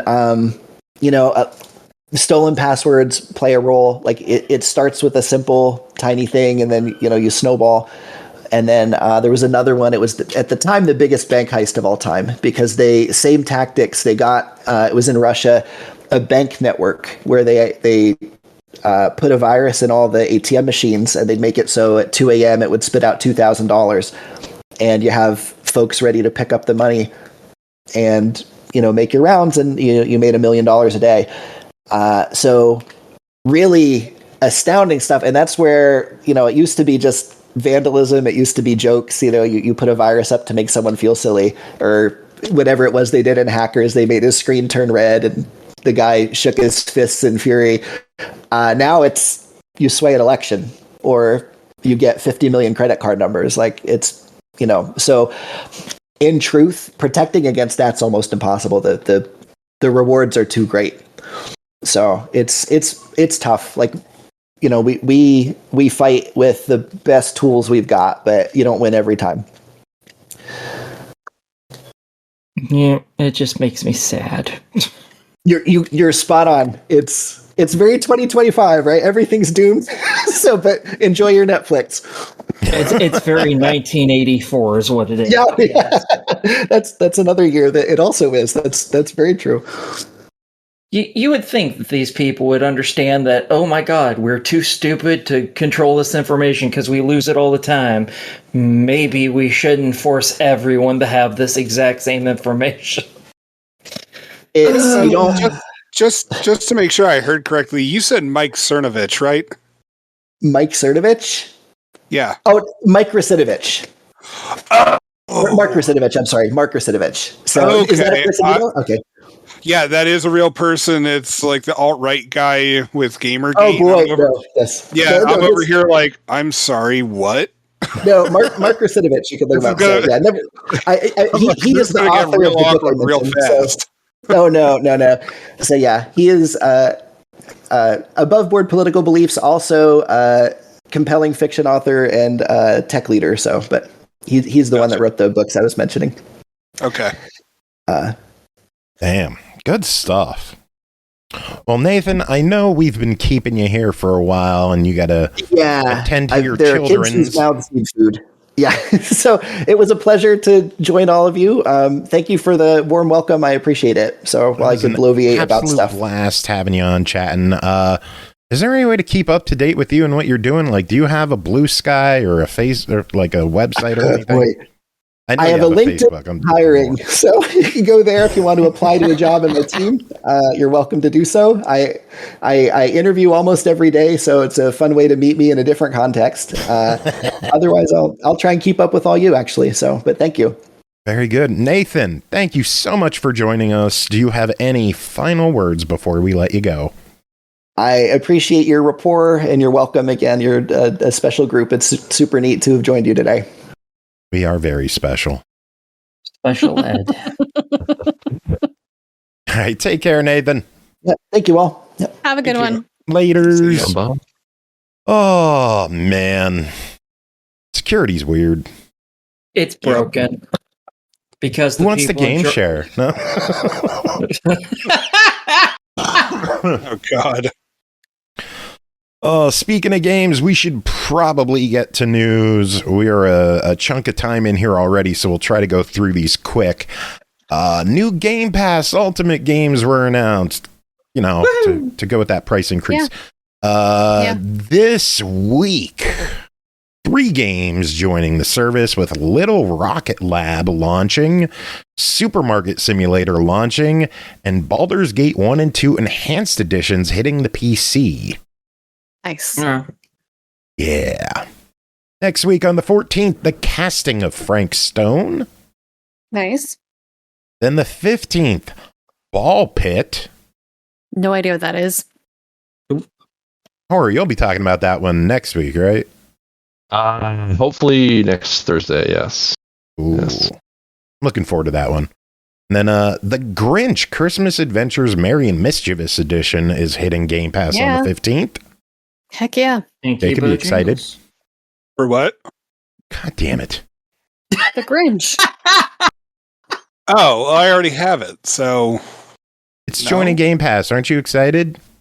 I mean, I already have it. So, I mean, yay, that's great. There you go. You finally got it. The 16th, PAX Day is hitting PC. I think that's one of those, like, World Simulator kind of games, I think. Okay. Interesting. 17th, Keeper. Yay. I am very excited for Keeper. Double Fine. Always good. Mm-hmm. Then the 21st, Evil West and Ninja Gaiden 4. Nice. I feel like Evil West is a return. It is. It is a return. Yeah. Okay, I missed it last time around, so yeah, I'll check that out this time maybe. A beefy update. Some good games in there. Yeah. I'm excited about Ball Pit, Keeper, and Ninja Gaiden. Those are the 3 big ones on my list. Is there a way to see what games are on which version of Game Pass now? Because, I suspect lots of people are going to be dropping Ultimate. How do you know which games are on the other versions? Is there like a master list or anything? If you go on Xbox's website, you could sort by tier. The way we're talking on the show, I am only going to address Ultimate. I'm not going to mention the other tiers because it gets too confusing. It really is. I agree. I just really honestly, I don't know. We'll just I felt like an idiot on the main page for like the console. Like there wasn't like an obvious place that made it so you could distinguish between like the core games and what's in Ultimate, or the different tiers now. I guess the two different tiers. There should be like to make it a lot clearer. Yeah. I think so. Finding it was a pain in the ass. Not all good news, though, because a couple of games gotta leave the service, and we are losing 3 on the 15th with Cocoon leaving. Damn, that's a good game. Great. Yeah. So good. Wilfred Brimley, I miss you. Yeah. You can beat that over leaving. the weekend, Bri. Oh, that's a shame. That's a good game, too. And Ninja I Turtles. do, in fact, beat it over a weekend of Wilfred Brimley. I hate you. Okay. Ninja Turtles Mutants Unleashed is leaving. Boo. Yeah. So that's the Game Pass update. Pretty good first half of the month. Yeah, fair enough, I guess. More Xbox news. Xbox is denying all rumors and reports that their plans for next generation hardware have been scrapped. They are telling people to rewatch the AMD video presentation they released a few months ago that confirms they are working on future hardware. So I guess it's still happening. I don't know. Oh. I've asked Nathan. Nathan, are they doing a new Xbox? I can't talk about that, Joe. Go fuck yourself. Meanwhile, a handful of countries will not have the Game Pass increases yet. Yeah. They are required legally to have 60 days notice of price changes, so they get 2 extra months. Yep. Nice. Yeah. And then with the Game Pass Ultimate, quote, upgrades last week, Xbox removed the 10% discount for DLC to Game Pass titles. They said you could make it up in reward points. And I say I could make up a middle finger and point it at you, Microsoft. I agree wholeheartedly. That's some bullshit. 4% in points is not going to make up for a 10% discount. That's bullshit. Yeah. I'm not happy about all of this is bullshit, so... At least the game discount's still there? I don't know. Claire Obscure Expedition 33 has hit 5 million copies sold, and to celebrate, they announced a free update. A new playable environment is coming, taking the characters of Expedition 33 to a brand new location with new enemy encounters and surprises to discover. There will be challenging new boss battles for late game players to overcome, new costumes for each member of the expedition, giving even more customization options for players throughout their adventure. There will be new text and UI game localizations into Czech, Ukrainian, Latin American Spanish, Turkish, Vietnamese, Thai, and Indonesian, bringing the total number of supported languages to 19. And the last bullet point is more surprises you can look forward to. Yay. Yay, surprises. That was on my list too. I was excited. Mine about too. That. Good stuff. Nintendo Online Super Nintendo update for October got announced. They're getting Fatal Fury Special, some old school punch-ins, Mario and Wario, which is a Japanese title puzzle game that uses mouse controls. The one that never came to America. So, and then this one is, I don't know, Bubsy Close Encounters of the Furred Kind. I want that. Now the collection's coming soon. I know. I want the collection. Yeah, me too. I need to see how I need to see how crappy everything was. Very. Starbreeze, the devs behind the Payday franchise, have announced more layoffs. 44 people will be let go, and their D&D project from 2023 announcement is scrapped. That sucks. Yeah, I was looking forward to that. it doesn't shock me. Payday 3 has not done... Yeah, it had a shaky launch. That's a nice way of saying it. Yeah, that's an incredibly generous way of saying that. That game has sucked ass and failed miserably, sadly. Yeah. To such a point that they've actually created a subscription service for Payday 2 in order to try and get money in. So well, it's an optional subscription that gives you all the DLC instead of piecemealing it. And there is a lot of DLC for Payday 2. So if you only want to get into it for like a month or something, I can understand. Yeah. I think they also added it to another game, but I don't know what the hell that other game was anymore because it's been too long, but it's like a 15-year-old game or something. Yeah, doesn't matter. Not really. Funcom announced The Outsiders have been affected by layoffs and will shutter. Outsiders were the team behind Metal Hellsinger. Yep, that was on my list. Sucks. Yeah, I was pretty sad about that. The soundtrack was so friggin' good. Yeah, it was. Maybe I'll play a song at the end of this from that game. Since I have my Game Rip OST downloaded. They never released an official soundtrack, but someone ripped the song, so I got them. Power Wash Sim 2 got an October 23rd release date on Series X and S, PS5, Switch 2, and PC, and will be day one on the all-new and improved $30 Game Pass Ultimate. Mm-hmm. It's more Power Wash. I'm going to play the fuck out of it. Yep. The 2016 version of Pico Park on Steam has been made free. Permanently. Accidentally. The devs dropped the price to free and plan to add content, put the price back up, but apparently you can't. So it's free forever. Okay. Jump on Steam. It's the 2016 version. I think it goes by Pico Park Classic now. Just add it to your library. It's yours. To your library? Yep, library. Yacht Club announced Mina the Hollower has been delayed. It will no longer release October 31st. There is no new date. They will announce a date when the game is submitted. I have the wrong word there. I have supposed. Why do I have supposed there? They will announce a date when it's submitted to all platforms. No one excited for Mina the Hollower? I'm pretty excited for that one. Playing the demo, that was pretty cool. Yeah. I don't know what that is off the top of my head. I think you played it, but yeah, sometimes it all blurs together. It's from Yacht Club, the kind of a Zelda clone. Creators. Yeah. So good. Last bit of news I have. Sacred 2 Remaster launches November 11th on Series, PS5, and PC. I'm very excited about Sacred 2 getting a remaster. If you have the original Sacred 2 on 360, it is playable on Series. So, nice. Hey. If you don't have it, it's $20 digital. Yay. New one will be $30. Aki, what news do you have? I already did mine while you were doing the news too.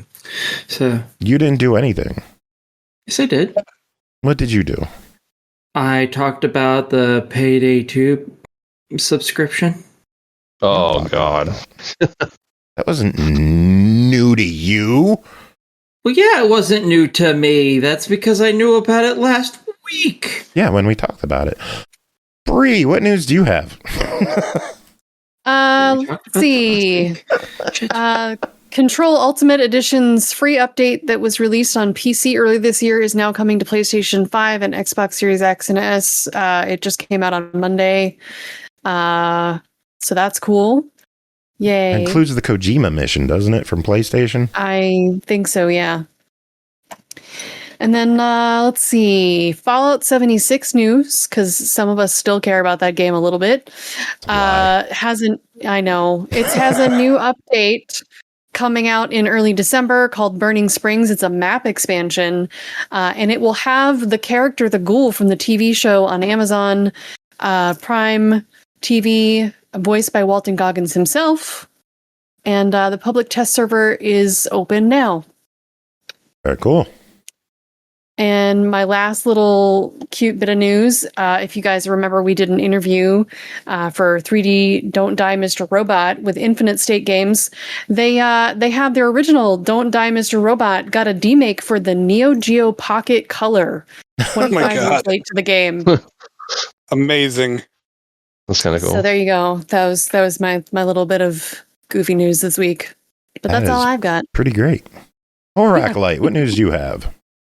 Nothing really crazy. I don't think this was covered yet, unless I spaced out. But apparently, Funcom is closing the Outsider Studio, the devs of Metal Hellsinger. Covered that.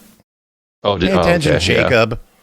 Yeah. Sorry, I've been feeling too great the last few days. I've been kind of pretty lightheaded. But anyways, bullshit. I don't accept it. I don't accept it. You're slacking. Only other thing was kind of like not really news per se, but like kind of a trend, I guess. They announced for System Shock 2 that the original version of the game on Steam is going to be delisted, and the only way to get access to that now on that platform is you have to buy the remastered version that just recently released. And what's shitty about that is that version's like 3 times the price. I think it was like $10 or $12 Canadian for the original version, and then this new remastered, like I think there's 30 something, somewhere around there. Damn.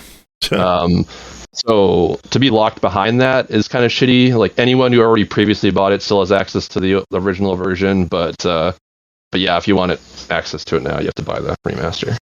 I can somewhat understand that because they don't want to cause confusion, like which is the new one, which product do I need. They kind of did the same thing with Super Lucky's Tale on Xbox and Earth. What the fuck is the RPG? Earth something. Earthlock, yeah. Earthlock, yeah. Yeah. The original was, I think, part of Games with Gold, and then they re-released it with enhancements, and the original version's gone. But if you bought the new one, you got both. Yeah. I mean, it kind of makes sense, but is this so shitty to see now, especially in an environment where you see games that don't necessarily need remasters getting remastered nowadays, like the Brothers game, for example. And the price is going up. Yeah, so just to be locked out of those older titles and having to rebuy them, or well, if you're a new player, at least having to purchase them at a higher price point seems just really bad. I don't know. I don't like it. Yeah, I'm not a fan either. Jacob, what news do you got? So the first bit of news I have is Ubisoft has canceled an Assassin's Creed game where you played as a former slave after the Civil War. The project was deemed too political in a country too unstable.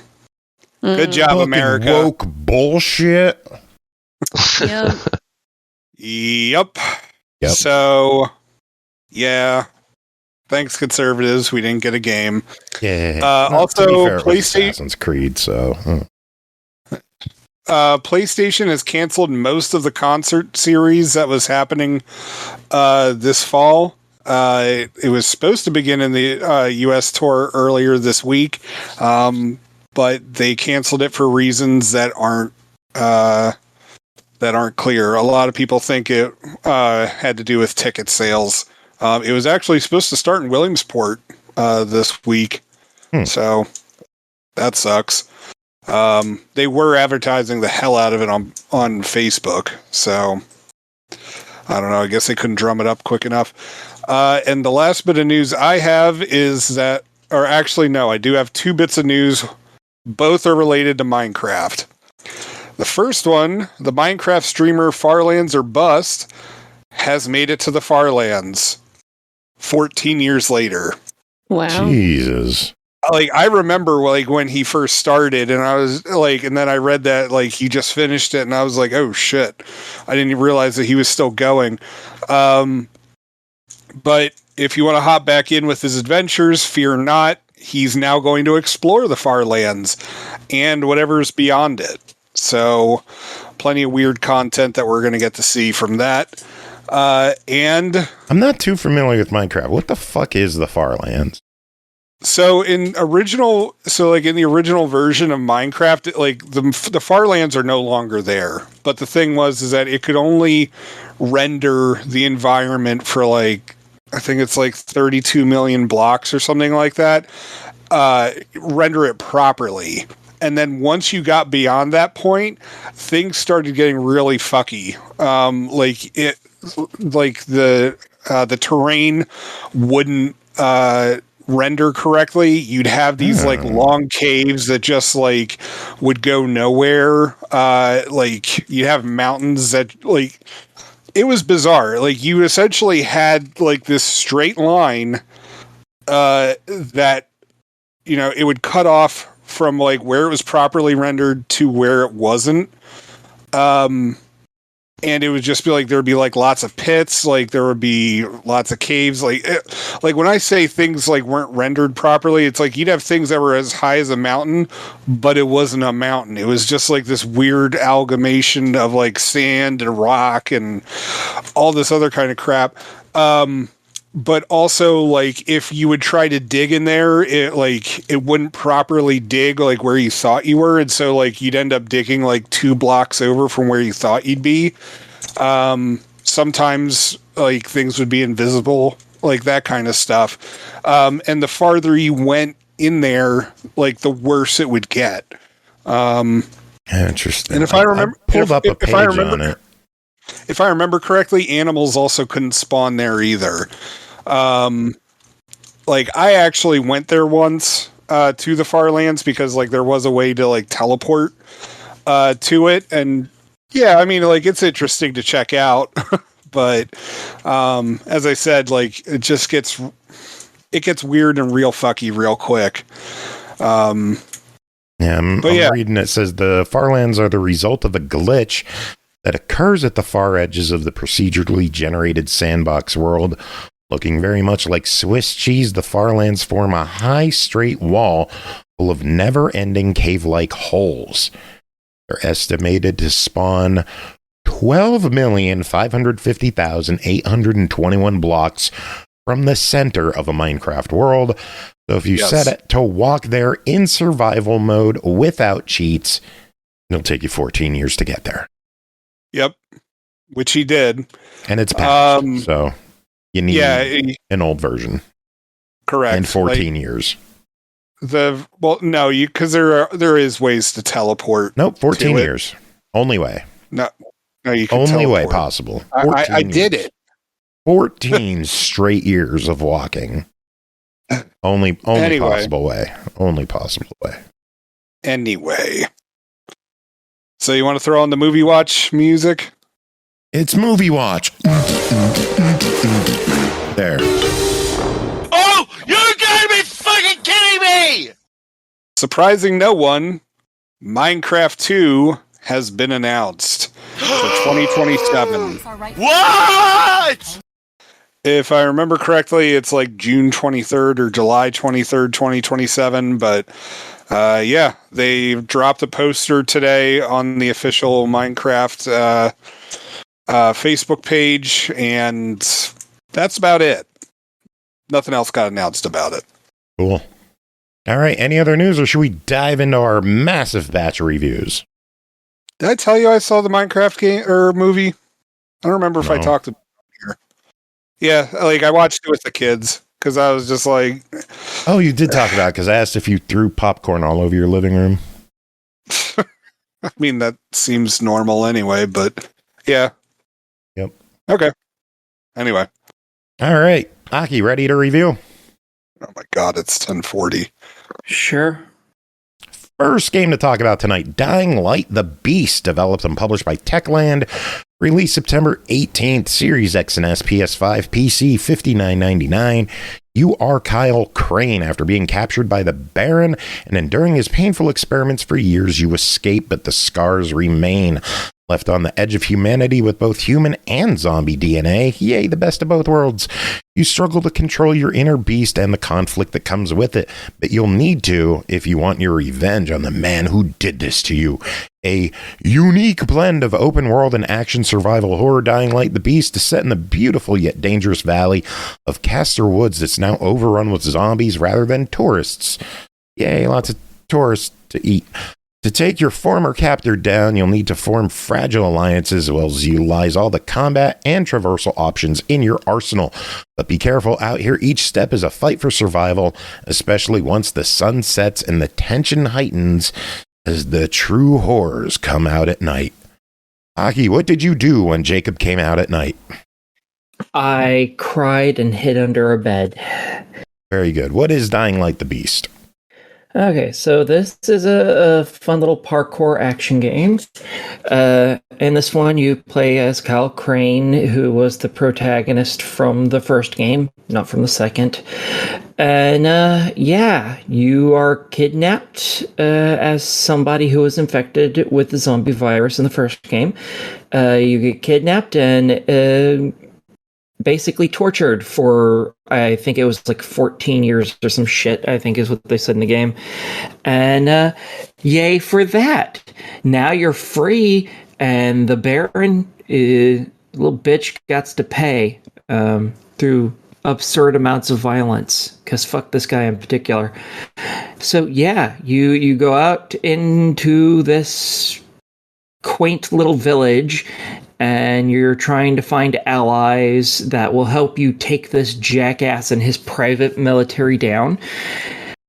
All while you're, fighting against hordes of zombies throughout this entire time. Occasionally you'll come across some survivors that you can help that need either they're, being hung up by bad guys to suffocate, or they're being attacked by a zombie, or they're just injured, what have you, and you can go and help them, and they'll give you a new weapon, which is kind of cool. Or, you have a fuck ton of different zombies that you can just slice your way through. Occasionally you can find some bad guys that are looting buildings, and you can go in there and kill them all, take the gear that they had and all the shit they found. Woohoo! There's a bunch of main quests in this, but there's also a whole bunch of hold on a second. There we go, muted. A whole bunch of little side quests that you can do as well. Anywhere from, talking with some of the survivors in the big areas that you find. Some of them will send you off on little missions, but there's also these little dark zones, they call them, that you can go into, and they're basically just these really dark stores, buildings, what have you, that you can enter where there's a bunch of zombies, and typically there's one that'll scream and alert more zombies to come fill up the area if it sees you, as well as some of the twitchy, quicker zombies, and a whole bunch of base ones, but only one of them is moving, the one that screams, and you can basically go through and stealth kill all of them, or have a massive, painful fight on your hands, whichever. And you can go through this area, collect a bunch of resources, as well as some new gear for yourself, because you have, like, pants and shirts and shit like that. Pants? That you... Yeah, yeah, fuck I know. has pants in these days? I This don't economy. know. Shit costs too much money. And all of them give you different benefits, but realistically, you want to get to the first main trader of the game and just buy all the outfits that he has, because he has one whole set that if you equip all the pieces, it gives you plus 12% experience bonus, and you really need that, because it takes forever to level up in this fucking game, like forever and ever. It is so slow to level up because killing things just gives you nothing.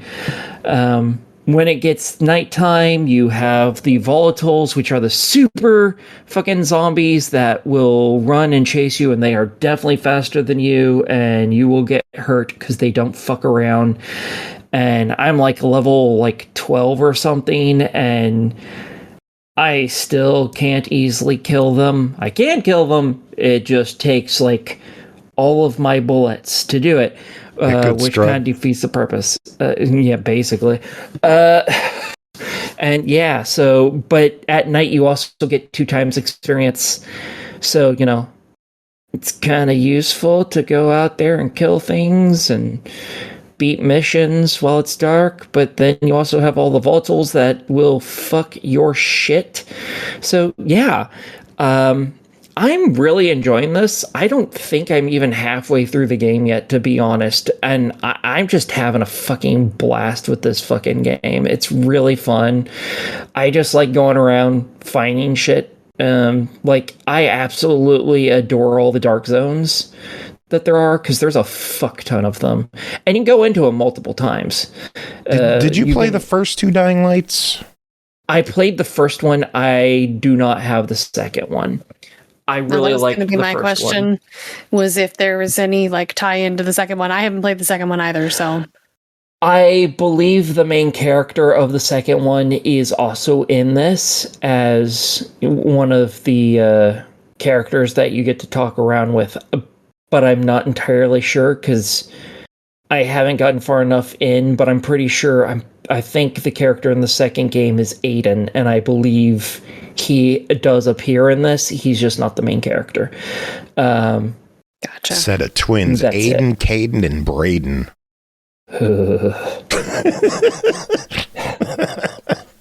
They invite you to pep rallies. Yeah, I was told this feels like a combination of the first and second game, so I wasn't sure if you had a feel of the both of them to kind of compare. I understand where the culmination concept comes from, whilst I haven't played the second game. When I watched people play the second game, because I have watched it, the movement of how your character gets around and stuff is very similar with this game, because it is all about verticality. In the second game, you get a glider that allows you to travel, as well as, I believe, also a grappling hook. First game technically has a grappling hook, but it's a piece of shit. And this game is very focused on going over the rooftops, and eventually you get a grappling hook. I haven't obtained it yet. And yeah, there's a lot of parkour. The second game was all about parkour. It was hardcore parkour. And this game is... I was just going to say that. Yeah, and this game is very much that. So, yeah, I can definitely see where they are like, oh yeah, it's a good combination of the two, because the second game just really emphasized all the parkour stuff, and this game has kept that going. So, yeah, I agree with them. It's definitely a good combination of both. Gotcha. Let's talk about the pricing on this one, because this is an interesting one. This was supposed to be DLC, and it just grew and grew and grew into a new game. If you bought the Ultimate Edition of Dying Light 2, you got this free. Ain't nothing better than getting a bitch for free. Yeah. Otherwise, the game is $60. It has a deluxe edition available for an extra $10 that includes wallpapers, music, a prepper pack, and like a map in the game. I'm not sure if they come in handy or not, but at $60, do you think this is worth it? At $60, totally. I wouldn't bother with the deluxe edition, because the prepper pack is just some extra little goodies that realistically don't impact the game at all. The map, I think, gives you access to some extra stuff that you can find that helps you, like extra resources and stuff, but you're going to be flush with that so fucking quick that it's not going to matter. No. I don't know what's in the prepper pack. I'm looking on the store page. It just says you braced yourself for the end times, but zombies, that was one surprise you didn't see coming. Still, you can't afford to let all that prep time go to waste. Okay, what the fuck's in it? And then the map I says, actually had to look at this up earlier, so I have read what was in it, but I just don't remember off the top of my head. Give me just a second here. There's an SMG. It really doesn't matter that much. There's an outfit, which is, I don't think looks particularly interesting personally, and that's it. That's what's in it. Yeah, and so then nothing really important. The map says discovered in a safe zone. It appears to be used by someone, covered in scribbles and notes marking locations worth exploring. You won't find another like it, so keep it on you at all times. Yeah, I have a feeling that there are pages and stuff that you can find as little side quests that are little treasure maps. I have a feeling that the tourist map actually shows you where those locations are, I think, is what that is. I'm not 100% sure, because I don't have any of this stuff. I got the base game, and that was it. But I believe that's what that does, which would be super useful, because otherwise you have a little drawing, and you have to figure out where that fucking place is, and I found one. I have, 12 or 15 or some bullshit of them, and I've been able to find one of the locations, and I'm like, I'm never finding any of this until I go on YouTube and just look up where they are, which is going to happen. One last question. The store page describes Kyle Crane as a unique hero with the DNA of a survivor and a beast. Is that accurate? Yes, and he gets super beasted because all the evil super zombies of this game use his genetics, and he's going around killing them and upgrading himself by stealing his genetic code back from these beasts, which realistically doesn't make any sense, but hey, it's a video game, it doesn't have to. That sounds interesting. Yeah, it's very interesting. Right. The boss $60 fights are a bitch. Or free if you had the Ultimate Edition. So there you go. Yeah. Next up, SOPA, Tale of the Stolen Potato. I love that name, and Potato is sleeping right next to me. Developed and published by StudioBando, released October 7th, Series X and S and PC for $19.99. Miho steps into the pantry to fetch a potato for his grandma, falls into a magical world full of wonders, meet quirky characters, venture through the depths of South America, learn the importance of the things we pass along in this unforgettable, emotional narrative adventure. Bri, where's the potato? Well, the game starts out in the home of Miho's Nana, and Nana is making hot chocolate in the kitchen and invites us in for some. You get a little mini game where you're supposed to use the left stick to drink the chocolate slowly and not spill it on yourself like last time. You want to guess what happened? You spilled chalky milk all over yourself. Yeah, all over my face and the front of my shirt, at speed. Something I'd have to improve on in the future for QuickTime events. We're asked to help Nana make her special soup with the potatoes, and we go to the pantry. But first we have to pet the dog for an achievement. That's important. And then as we get to the pantry, it seems to get longer, and the back gets farther away and darker and scarier, and there's a giant frog with a hat, and he means to steal the potatoes. And for some reason, there's also a chicken back there. And in the process of trying to fight the frog over the sack of potatoes, we end up getting pulled further through the pantry like the wardrobe to Narnia. But in this case, it's tropical. So SOPA is set in South America, and the world we find ourselves is one of magical realism. The animals talk, and our imagination is the key to solving problems. We need to solve a lot of situations by finding objects, talking to other characters like the frogs in the frog market, where we find out that frogs hate potatoes, and obviously they only like bugs, and now we've got a bigger mystery on our hands. It's got the spirit of a point-and-click adventure to some degree, and trying to find the right item in our inventory, to appropriately find a solution is kind of how we handle this, which reminds me of the point-and-click kind of concept. But this is a third-person 3D adventure. You can also combine items in your inventory. Really has that vibe. But the story is pretty linear. You'll find yourself in smaller environments to explore, like the river rapids, the frog marketplace, the inside of a giant fish. SOPA's spoken language is not English, so you'll be relying on text for this one. But it's very cute. The font is easy to read. The animals speak in like nonsense language, like wah wah wah wah wah wah. And I was thinking about the teacher in the Charlie Brown cartoons. But yeah, it's really cute. But the main hook for the story is about finding a stolen potato that we need to find for Nana's soup. But along the way, we go on a wild adventure. And you'll have to remember what it's like to think like a kid, to find your way across piranha-infested waters, to chase our froggy thief. You'll need to make a boat out of a tub and use a broom as an oar, all while trying to not let Nana know what's going on while she's in the kitchen working on the soup. And then we need to rescue that potato from various crazy predicaments by talking to people and maybe even doing some good deeds. I read in an article from True Achievements, who spoke with the developers about the game. The game is about learning to appreciate where we come from, and I really like that standpoint. Some of the inspirations for the game they listed are Spirited Away, Pixar's Coco, and The Little Prince, which is one of my favorite childhood stories.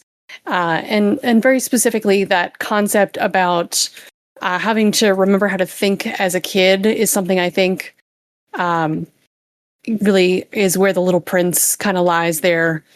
The world feels really alive. You have dolphins swimming with you in the river. There's macaws that fly across the screen, and then they preen on nearby trees. You have things of interest that wave and blink. The water shimmers. The art is bright and colorful. The world's full of excellent lighting. It's a very cute art style. The music has lots of acoustic guitar. It ranges from chill background to spirited adventure music. There's some trumpet mixed in, all very South American feel. The mini games and controls had very little warning or explanation at times. Like trying to catch a cactus that is falling from a fridge for an achievement was a fail moment for me, because I didn't see the minigame meter even come up on the screen, just a shift in perspective of the character, and then it was too late, which is fine. I'm going to replay the game anyway, get all the achievements. Good stuff. There's one weird thing with the right stick. I kept bumping it, and it would make the screen shake, and I did not like that. I occasionally ran into some issues where there was some kind of load delay, like I'd press the A button to interact with something, and the game would sort of freeze, except for the music for a few seconds. Interesting. Yeah. And like, it's a really fun adventure. I don't want to ruin the story for you because the game isn't all that long. But I had a blast with this one, and I think you will too. Very good. It is a $20 game. What are your thoughts on SOPA? So the length of the game gives me a little pause on the price, like a tiny bit. Pause but if you're, like a cat, like potato. Yeah. But you're getting a really quality game for that price. I thought the art was great. The story, the action in this adventure, if you can call it action. I mean, there's action. You've got like there's a really cool near the beginning of the game, because again, I don't want to like go too far in and like ruin the story. But you're like in a river rapids, kind of trying to avoid rocks. And, so you've got some action. You've got some scenes where you're wandering around talking to characters, trying to solve problems by finding, the one object that the person needs, and making coffee, and once you make the coffee, then you have to go rearrange some furniture. I'm not even exaggerating. These are things you have to do. There's, you're doing all these little quests for people to get one thing so that you can get another thing. You've got to help someone out to get the broom so you can clean up the mess you made earlier, et cetera, et cetera. But yeah, it's a really fun game. If you're scared of the price, you can always play this with your Game Pass subscription, I think. Indeed. But overall, I'm going to give this a buy it. I'm looking forward to replaying this one to get all the other achievements. Very good. And yes, it is with Game Pass Ultimate. So there you go. All right. Next up, Arcade Archives 2 GB, developed and published by HAMSTER, released October 2nd, Series X and S, Switch 2, PS5 for $10. GB is a brick breaker released by Namco in 1978. 3 years before me. Ugh. a monumental title and the first arcade game developed in-house by Namco. It gained popularity for its unique gameplay that adds pinball elements to a classic block breaker. The Arcade Archives version supports mouse controls, making it even easier to play. This one is another one of our beautiful Arcade Archives from HAMSTER, block breaker, and Jacob, how's GB? I was not ready for the ball squad thing, Good. and I'm just like, ah. Good. I was thinking about it so hard. I'm glad it happened. You were thinking about balls so hard that it happened?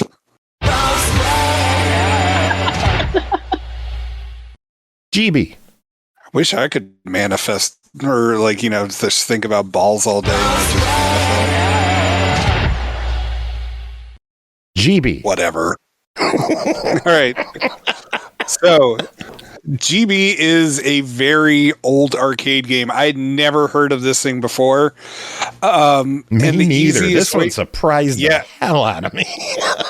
Yeah. And so the easiest way to describe it, which was used in the description, was that it's a brick breaker game with some pinball stuff added in. And by pinball, it's really just like, like how, all right, let me go back. So brick breaker game, the bricks are on three sides of the upper part of the map. So the top and the upper left and right sections of those. Now you do have two paddles that you can mess with. One is on the top, one is on the bottom, and they move across, from left to right, just like in a normal brick breaker game. And where the pinball stuff comes into play is that there are chutes on either side where if your ball goes down it, like, sucks for you, bro. And yeah, it's just, that's all there is. You try to break all of the bricks, which I have not done. Because the thing is that, and I can't tell if the game does this or if it's just because, like, after a point, like, I just managed to hit it at some sort of angle, but it really seems like the game does speed up at a certain point. Now, if it's because, like, the game hardware doesn't have to render all those bricks anymore, and, like, so it just does move faster as there's less things on the screen, I don't know. But this thing is addictive and challenging as hell. Like, and the first night that I played it, I messaged Joe. I was like, "Oh my god, man, you got to play this thing. This is so good." And so it just totally caught me off guard that, like, I've never heard of this thing until now, and yeah, like, I'm psyched to play it. Now there are, like, it does have, like, the standard Arcade Archive stuff. Like, there's the original mode, there's the time attack mode, the caravan mode, like, all that, like, the high score one. So, you can get all your achievements in by trying to play it and inevitably losing. But yeah, this one's, like, really fun and really addicting. Like, I highly recommend checking this one out. This one and Aquajet so far are my favorite Arcade Archives releases this year. Very cool. Yeah, this one kind of took me by surprise. I never heard of it. Ever. I've been going to arcades since the 80s, and I have never seen this one. I never knew it existed. And did it even come stateside? I have no clue. Yeah, because the thing is, like, I might be mixing this up with another one. GB. Oh no, it does have a Wikipedia page. Yeah, it did get outside of Japan. It was published by Gremlin Industries. Interesting. All right. $10 game. What do you think of this one? Absolutely. This one's a lot of fun. Alrighty. Sounds like another winner for HAMSTER. Yep. Next week with HAMSTER, we'll be chatting about a little one called Atlantis. Ooh. Konami. I've never played it, so Me neither. That one should be fun though. Konami from 87. is out now. We will talk about it next week. But moving on, next game to talk about is Castle of Heart Retold. Developed and published by 7 Levels, released October 3rd, Series X and S, Switch, PS5, and PC for $14.99. Stand against the sorcerer, a servant of the evil god Chernobog, to rescue the last priestess of the goddess Makash and liberate the land from his tyrannical rule.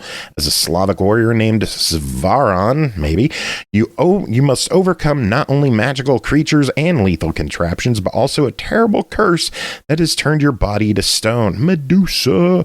You need to keep your kill streak going, otherwise your body will begin to disintegrate, eventually costing you limbs and the ability to wield weapons. Bri, what is going on in Castle of Heart Retold? So, I'm not sure what I was expecting with this game, but there was voice acting, excellent graphics, and art style in the intro, and I was equally impressed visually once I got into the game. Castle of Heart was originally released in 2018, and this has redone visuals, enhanced gameplay and controls, a reimagined story, and more. To see what the devs were talking about, I went to the Steam page and saw a slideshow of the original character and monster models versus the retold version, and I can see the big improvement. This is a side-scrolling action platformer about a warrior whose priestess love has been stolen by an evil sorcerer that has also turned just about everybody to stone. The strength of the warrior's love weakens the curse for a short while, long enough for us to try and save the land. As mentioned, this is a Slavic tale, but weirdly, there seem to be no Slavic languages included in the translation, like Russian. But there were a lot of languages included. For the action part of this platformer, you'll need to move, crouch, attack, and roll your way through screens while jumping and collecting floating stones that, heal you, sort of. They add to your curse timer. Each level has a number of special stones for you to find and reach. There's 4, I think, hidden in each level, and they actually glow pink when you're nearby, so you have an idea. It took me a while to realize that, so I'll have to go back and hunt through some of the earlier levels to find all the stones. Killing heals you, so you have to move quickly as you can through the level. And while you're on your killing spree there, you just need to do that quickly or you'll be turned to dust. You'll lose your limbs slowly and your secondary weapons and such if you start turning back into stone. So you really have to keep up the pace in killing all the enemies while you run. There are 4 zones, each with 5 levels. The game saves each time you beat a level. There are checkpoints. So I think I have a note about the checkpoints later. There are multiple endings to the story, apparently, if you collect all the stones of the goddess Makash or not. There are bombs you can throw, missile weapons. There's crossbows you can shoot objects and enemies above you to knock down terrain and assist your platforming. You can also throw other weapons in your offhand as projectiles for damage. There's a chase sequence where you have to run and roll to avoid obstacles and jump to pick up stones that bring back your health, the curse meter I think I mentioned earlier. I would say the action drove the movement through the levels while you platform over spikes and attack enemies like bandits and archers. Control scheme was a little off from what I'm used to, but it worked reasonably well once I got used to it. No remapping though. You will run into characters along the way that are somehow not under the curse of stone, and they'll have some wisdom to share, some missions for you. And they have nice avatar art and box text. The gameplay is frustrating at times. I feel like this was a lot of button mashing and not a lot of finesse. Once you're in an animation for attacking, you're stuck in that animation. There's no changing your mind. So button mashing is not the best plan of action, even though you're supposed to move fast. I found the platforming was a little frustrating too. Sometimes you can jump where you're supposed to, and other times it just doesn't connect, or jumping to swinging ropes that just wouldn't grab. And then the first boss fight was infuriating. You have limited time, so you can't really dodge attacks and take your time. There's a limited amount of health that drops down to extend your curse timer. Multiple times during my attempts at this fight, the button presses didn't even work. I got total input lag. The jumping didn't work over the boss most of the time, and I would even get stuck on top of his head up against a wall and have to wait for the stone timer to run out so that I could scream at the screen and try again. There was not a reset checkpoint button.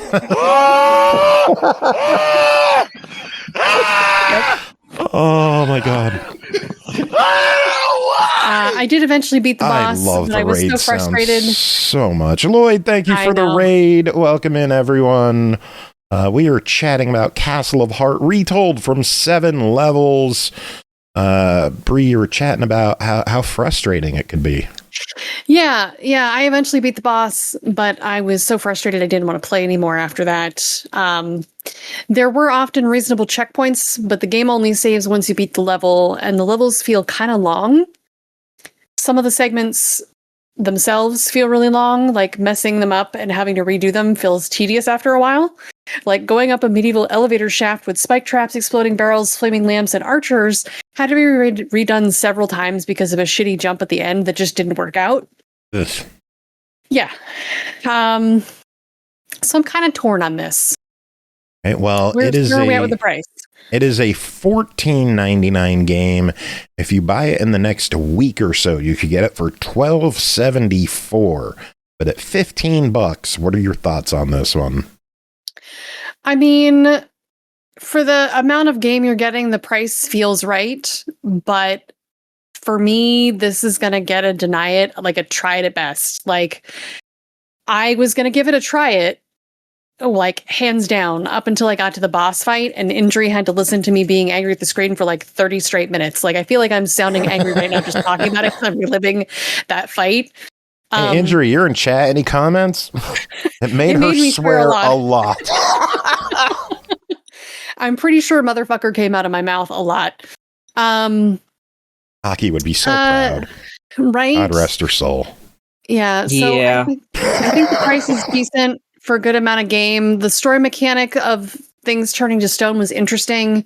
It spurred you along with an extra layer to your hack and slash. I'm just not sure I had as much fun with the game as I wanted versus the level of like frustration with the combat platforming and That's angrily fair. screaming about dive bombing birds that would not die. It's a very pretty game. Yeah, that was another thing that you're stupid fucking birds.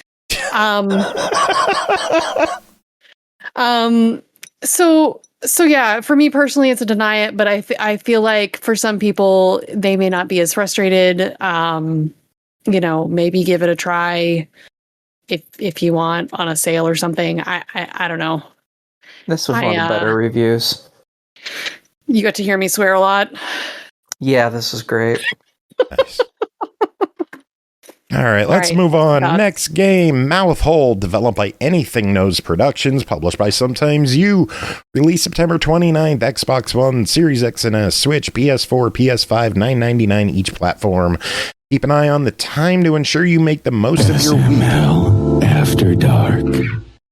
What the fuck? Huh? I didn't hit that. Why is this one after dark? Called MOUTHOLE. Come on now. All right, fair. Keep an eye on the time to ensure you make the most of your week in a psychospherical house of MOUTHOLE. Solve puzzles and unravel mysteries to forge convoluted paths of discovery and exploration. Navigate existence. Crawl into your mouth. Brush your teeth. Jacob, what the fuck is this game? That's a good question. It's a really good question. I didn't know how else to ask with this one, really. Yeah, and I don't know really a whole lot of how to talk about it. So you are playing as this being, nose creature. Yeah, it's like you're supposed to be human kind of thing, but you definitely don't ever look at like human in the mirror.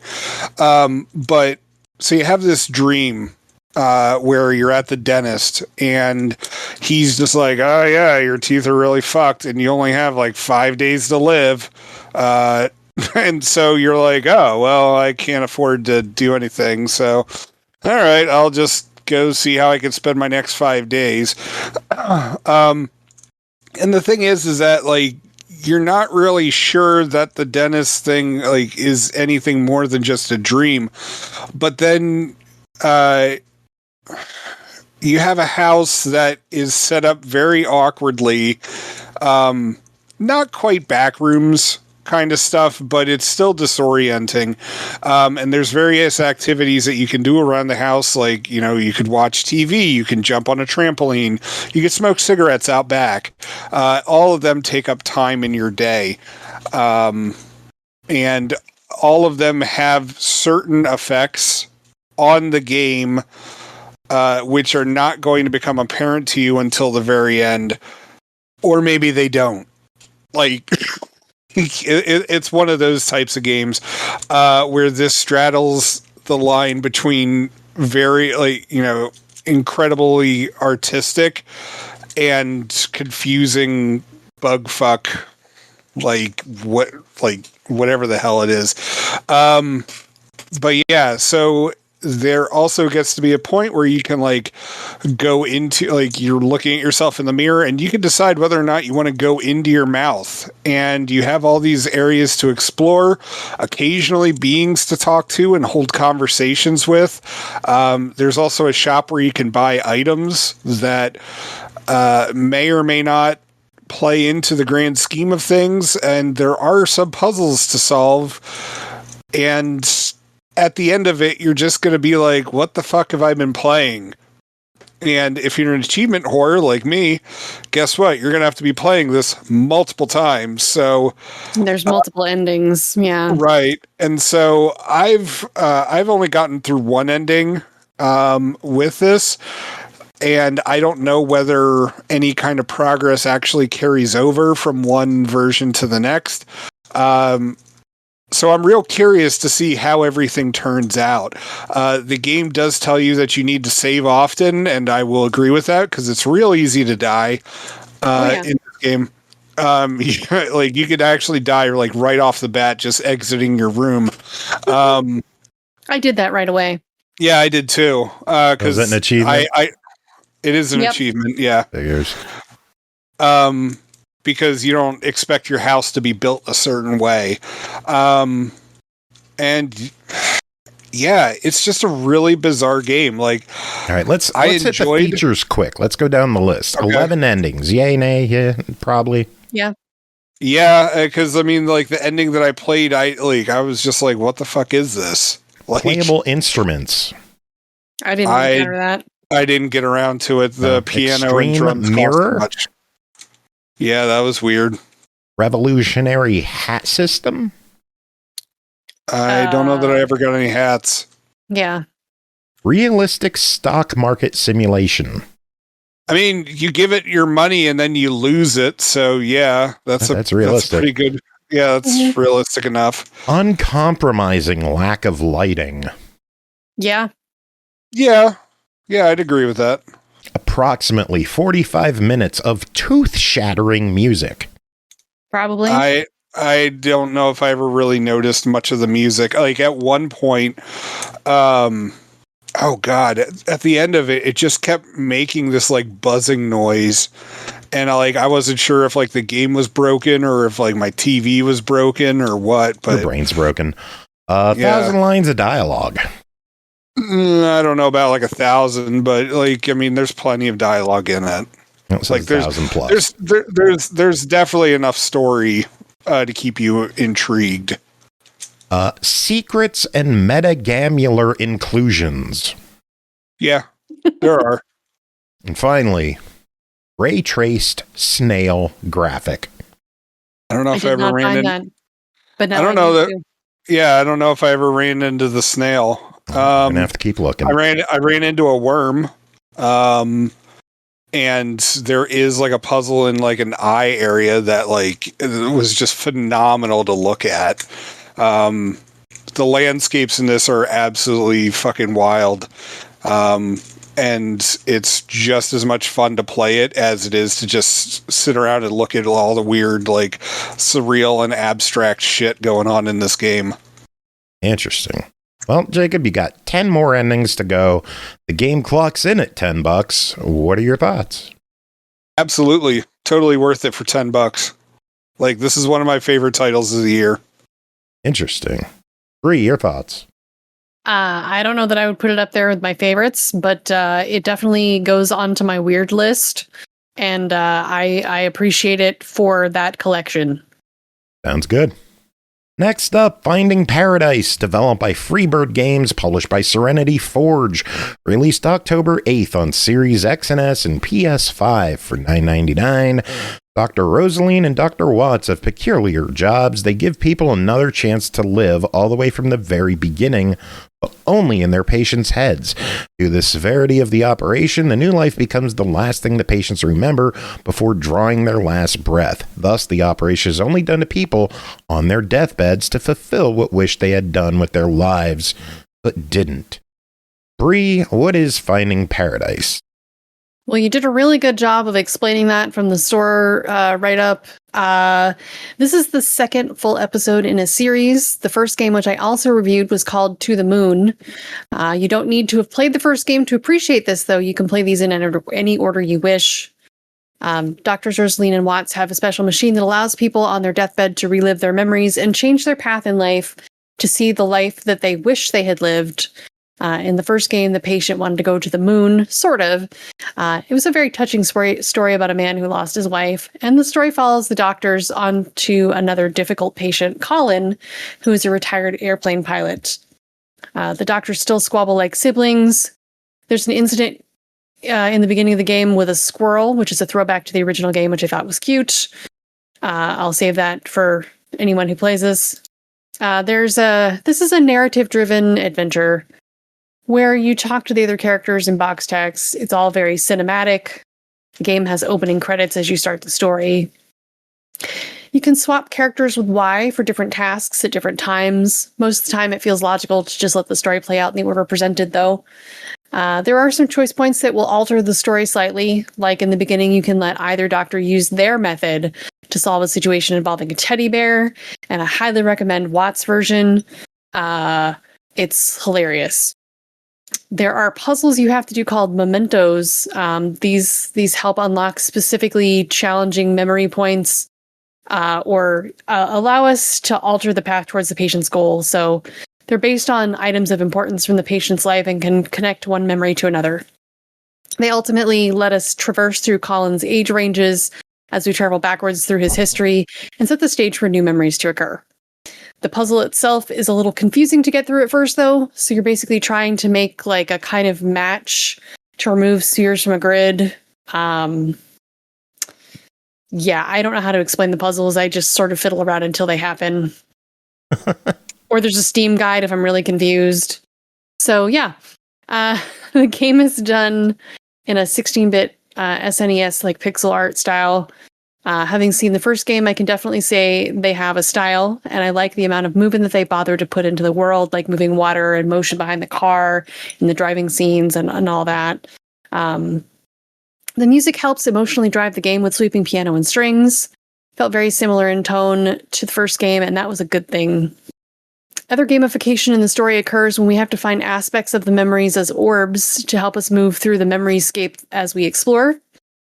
And I know we're talking about the console release right now, but I thought it was worth mentioning that according to the system requirements on the Steam page, this game practically runs on a potato. And I love when devs write silly shit like that on the store page. But yeah, playing this was kind of like going back to my favorite Final Fantasy game, just with a new story.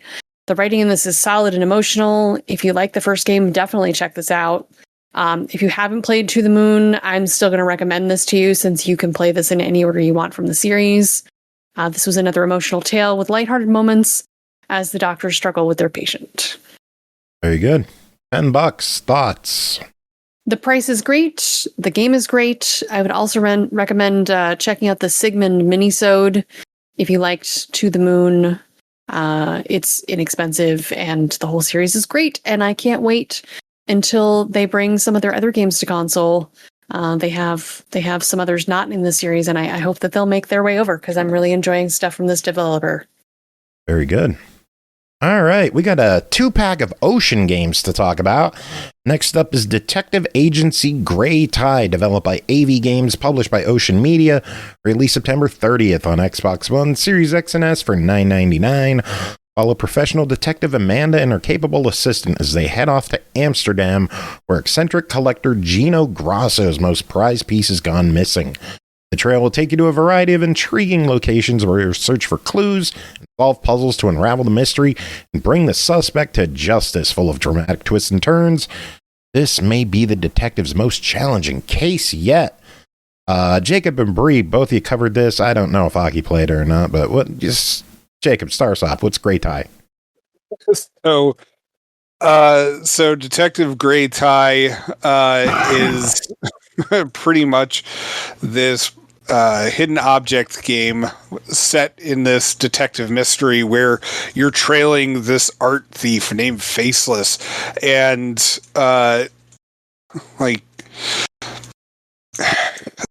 plot's really dumb, and it's just like it's filled with a whole lot of like, oh, amazingly enough, and like kind of stuff, but I have been enjoying it, like the actual gameplay in it. I'm not thrilled that there's no way to magnify stuff, but unlike the other games that I've played where you weren't able to magnify, I really haven't been having that much of a hard time finding the stuff within that I'm supposed to. Each of the locations has this like little raccoon guy that you're supposed to click on. And that gives you like some bonus points. I don't like, aside from like some achievements, I don't know that it actually affects anything really in game. There's also like 1 or 2 secret objects per level that you have to find. And then like you can also get like an award for finding all the objects, which you kind of had to do anyway, to be able to keep progressing. And it does change things up with like little puzzles in between, like so you might have like an actual jigsaw puzzle. Sometimes you have to like rotate like these little circles to like make an image show up. There's also sometimes like find the difference between everything. I didn't really have all that much problem with the gameplay, although there were times where it's just like I'd be clicking on something and I'd be like, all right, well, apparently this isn't the object. And then I'd rack my brain for like another like 5-10 minutes and then finally have to hit the hint button. And then it would be like 2 centimeters off, or not even 2 centimeters, but like, something very tiny. Yeah. And it's just like annoying, but fine. Like, I didn't mind this one. How about you, Bri? So this is the same dev and publishing team as the Lost and Found Agency, which we reviewed a few weeks back. I remember liking some aspects of that and others not so much, and this one was very similar. It is an obvious PC port with the cursor. You have to move around instead of console-friendly controls, which is just my beef in general with a lot of games coming over. I do feel like the devs did a decent job of like putting in an appropriate tutorial. Like as you needed to know things, a tip would show up in the earlier stages of the game, which I appreciate. There were some language translation things that made no sense at first. Like I had no idea what a themis was without Googling it. And I remember that, and I had to like just randomly click on shit to like. Yeah, it's the goddess and personification of justice, so it was a statue. That's right. Yep. Yeah. So there were some like weird translation-y localization issues like throughout the game. But yeah, it had a decent like variety in hidden objects seen, like whether you found it based on a silhouette or a list or, stuff like that. So there were other puzzles like matching puzzles, jigsaws, and other stuff. The graphics were okay to me. And the collector's edition has like extra puzzles, bonus levels, a music player that you gain access to after completing the main game. So in this version, on consoles, you're getting all that bonus content from the PC version. Very good. $10. What do you two think? I'd be all right with $10 on this one. Yeah, it wasn't like a pain in the ass to play. I dug it enough if you can get by like the ridiculous story. Mm-hmm. Ridiculous stories are fun though. This one jumps like too many, like, like this, like how amazing that this happened, and like the lady who is just like, I'm a seasoned detective, like she looks like she's 70. Like, it looks like, all right, yeah, all right. So it looks like you're solving mysteries with like Debbie Harry and the guy who does Weekend Update. Yeah, like it just. Two guys that do Weekend Update. Which one? The white one. Colin Jost. Yeah, thank you, Colin Jost. Murder, She Wrote, starring Colin Jost. Next game, Animal Kingdom 3, developed by Seven Sails, published by Ocean Media, released September 17th, Xbox One, Series X and S, $10. Amazing hidden objects quest in a world of animals. Welcome to Animal Kingdom 3, a hidden animal game where you collect paw prints and cameras while searching for animals in fantastic locations. With 3 game modes and trivias, jigsaw, and swap puzzles between the chapters, Animal Kingdom 3 will provide hours of fun for hidden object fans in colorful jungles, other natural scenes, even underwater. Animal Kingdom 3 is waiting for you in this unique hidden object game. Bri and Jacob covered this. Bri, start us off. What's Animal Kingdom 3? So, again, this is the same developer and publishing team as Destination Paradise that we reviewed a few weeks back. I remember liking some aspects of that and others not so much. It starts off asking your name, which is weird. You can set a difficulty level from easy to hard that adjusts how often you get hints and whether or not you get a misclick penalty or not. But yeah, this is another hidden object game. You have a photo album that acts as a level select. There are things for you to find and do in each scene. You have a list of things to find. There's a grouping version where you find like 5 tigers or 5 dogs, and then a jigsaw piece to unlock so that you can do the chapter's jigsaw puzzle or tile puzzle or whatever. Tile puzzle? Oh God, is it a sliding tile puzzle? No, it's not a sliding one. No. Oh, I was so scared for a second. I hate sliding tile puzzles so much. Yeah. You also have to find cameras and paw prints in the grouping scenes, and when you do, you unlock photos with species names and curiosities in the chapter menu with a photo of an animal and a cool fact about them. The art feels a bit more pasted than other games. It doesn't feel like it was fluid. It's like really bad Photoshop, like layering. Yep. Yeah.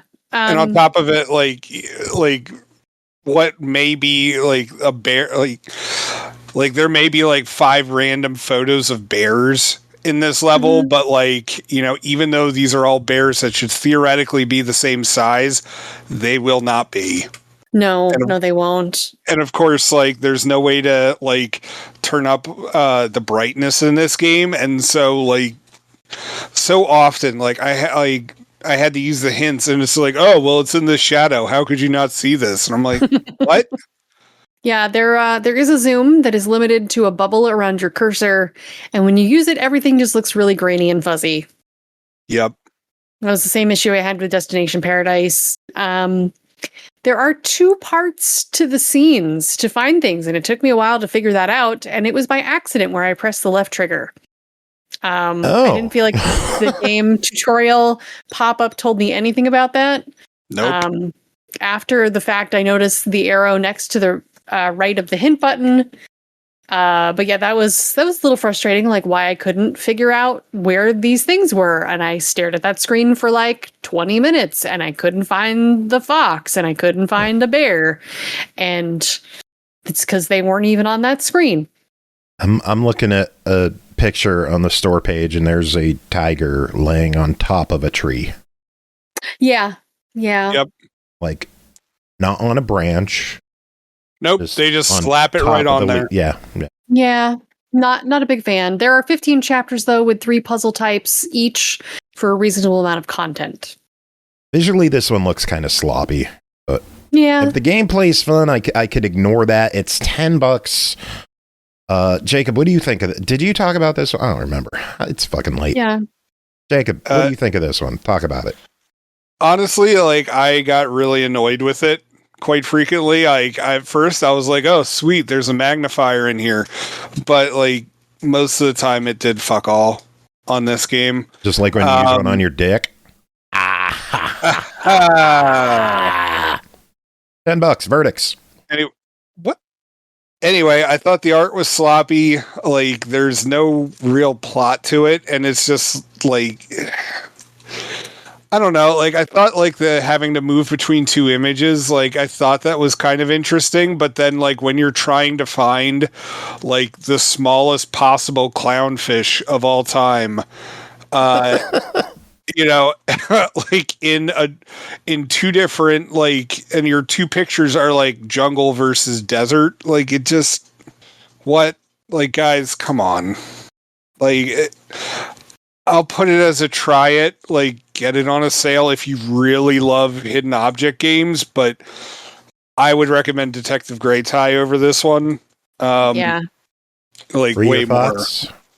I feel pretty much the same. I could give it a try. I mean, it's a game. It does what it's supposed to, but It it's is not. indeed a game. Yeah, I would recommend Detective Grey Tie as well over this one. Well, if people are on the fence about either of these games, the fine folks at Ocean Media hooked us up with a handful of codes to give away. I know we gave a couple away on a previous show. We got a couple more to give away tonight after the show is done and the music is playing, so stick around. We will have goodies to give away. Nice. Good stuff. Thanks, Ocean Media. Next game, Lorn's Lure, developed by Rubeki Games, published by Feardemic. Released October 2nd, Xbox One, Series X and S, Switch, PS4, PS5 for $14.99. Leaving his home colony while tracking a mysterious glitch, an android finds himself in the midst of a vast and dangerous structure, completely hidden from his people's knowledge. Unable to go back, he must keep going to find out where he's being led and why he left in the first place. Horror Acolyte, what is Lorn's Lure? All right. So in Lorn's Lure, you are this character that feels trapped in your home colony, which is this tall tower-like structure that appears to be reaching up high into the clouds, no ground in sight, but a bright and fairly vibrant environment. And now you want a way to escape. While sitting by a campfire, you see this strange entity encapsulated by a shimmering light that just appears in front of you, and you refer to this entity as a ghost. While it's there, it opens this door into a dark abyss, and you decide to follow it. And unfortunately for you, though, you become trapped within the structure for 253 years. Just a little while. Needing to find the ghost because your energy core is about to expire, you decide to explore the structure even further. So you decide to jump down this hole, and this is where your adventure begins. Lorn's Lure is a first-person platformer with a heavy focus on atmosphere that uses modernized retro-style visuals, something akin to what you'd see on the PS1, but a lot more polished. You start out with very basic mechanics, the ability to run, crouch, and jump, along with an auto-climb feature if you push up against a ledge or you're jumping towards it. Early on in the game, you'll get a pair of climbing picks or ice axes, essentially a climbing tool used to scale certain surfaces, mostly concrete surfaces that aren't on an incline, along with a few other types of surfaces. There is an indicator on the screen in the form of a crosshair that shows you whether or not a surface is climbable with the ice axes. Your character has a stamina bar that depletes when you're using the axes to climb, but only when you are moving, so you can pause to look around to reorient yourself with the environment, or to aim and help yourself jump to another area. If your stamina reaches 0 while you're climbing, you will most certainly fall, possibly to your death. Your character can fall a reasonable distance in the game, but before an impact becomes fatal. Usually it's based on essentially the fatality is based on your character's momentum as they are falling. So you do have the ability to slow yourself down by pushing up against certain walls or other structures, but only by a small amount. So it's a little bit strategic. This is a good time to mention there are 2 difficulties to play the game on, standard and explorer mode. I played through the game on the standard difficulty. When you die on that difficulty, I found the checkpoints respawns to be pretty forgiving. Usually respawning the player at a semi-recent solid footing structure. Playing on Explorer mode, though, I think it makes the checkpoints even more forgiving, but I can't be certain. I didn't really test that mode out myself. As you make your way through the game, you will acquire more abilities, like the ability to vault off walls that aren't necessarily climbable, flares lit up some darker environments, and a dash type mechanic. There are 8 levels total, each visiting a fairly distinct... Yeah, sorry, I can't speak today. Each visiting a fairly distinct region of the megastructure. A futuristic-looking region with lots of refined-looking structures and giant coils of wire and piping. Cities that look like they've been swallowed underground. Buildings and homes appear to be built off the sides of walls. This ancient-looking temple, worn down, but also tranquil. The biggest thing in common throughout all these areas is the noticeable lack of maintenance and pieces of a society that has seemed to be lost to time, just left to decay. There is a story to be found in this game. You get a couple cutscenes and interactions with a handful of NPCs. Though each region, there's some scannable objects you can find. These aren't always distinguishable. Like, usually there'll be items that are kind of like out of place almost, and are kind of intuitive in which ones you'll be able to scan, but that's not always the case. And scanning these will give you a little bit more insight into the background of the world, or occasionally there'll just be like a brief description of the object that doesn't really help you at all in terms of the story. But usually the most helpful ones were some electronic devices that have logs left by specific individuals. Other than that, you'll mostly be making assumptions based on environmental storytelling. Without spoiling too much, it kind of looks like the gist of the story is there's this megastructure that was home to numerous groups of colonies comprised of humanoid entities that vary in their level of cybernetic enhancement. Somewhere between like being purely cybernetic to a mix of organic robot. Some type of substantial or cataclysmic level event seems to have been inflicted upon the world, devastating the residents of the structure. It seems like these colonies perform different functions and traded with one another, but once one colony suffered a crisis or destabilization, it appeared to have a domino effect among the others, leaving them all to fend for themselves. One group, for example, seemed to be afflicted with this like mold-type spore that like grows fleshy, like squelching masses across everything, including the residents themselves. And I don't know if that was the only event that happened, but like that seemed to be one of the ones that maybe caused this crisis to occur. But most of the game you'll be exploring the areas, kind of following behind that ghost entity you were introduced to at the opening. There are lots of areas with big open spaces, some with multiple paths to reach your next destination. Fortunately, there is an optional waypoint you can activate to give you a good indication of the direction you need to go. I love the exploration in this game. All the areas provide you the sense of wonder that has you yearning to search for the best pathways to progress. The game does a great job of making you feel smart. You may be unsure exactly where to go at certain points. Activating your waypoint finder, and you'll be like, how the hell do I get over there? So now you're searching around, having this eureka moment. You find a wall that you can scale, allowing you to parkour yourself over to a small metal girder sticking out from the wall, and then you can use that to wall ride over to a series of pipes you can climb to reach your next area. There are a number of sections with strategic falling, looking at tons of metal beams below and asking yourself, will that fall kill me? Then falling to your death, respawning, and being like, okay, let's try a different approach. Then this time you fall down part of a wall using your picks to latch onto a surface, using up some of your stamina to let go, latch onto the wall again, then like wall jumping over to another wall, pushing up against the wall to lower your momentum, then safely reaching a solid platform below, breathing a sigh of relief. As I mentioned before, this game is pretty atmospheric, not just because of its lovely dark and brooding regions to visit, but also its ability to switch between tension-filled platforming and exploration that provides a bit more of a calm approach. There's a couple sections specifically that like just were super tranquil. I don't want to spoil too much of them, but they're just like really relaxing. I love the change in pace at certain parts of the game. For those that like exploring, there are some collectible crystals you can find, varying amounts for each level. These can be found all over the place, some easily visible in the main pathway, others very hidden that will require some thorough investigation. They also vary in the amount of effort and skill required to reach them, even if you do manage to find them all. You can revisit a level to search for crystals you are missing, but you will have to start the level. You will have to start the level from the beginning or where you currently left off of if you exited the level. Once you get moderately close to one of the crystals, you also hear a faint ethereal shimmering sound to give you an indication that it's approximately in your area. That kind of varied, I think, depending on the section. I think that was something that was added to the game after too. I don't think that was in the initial release for the Steam version, but it's on the newest version at least.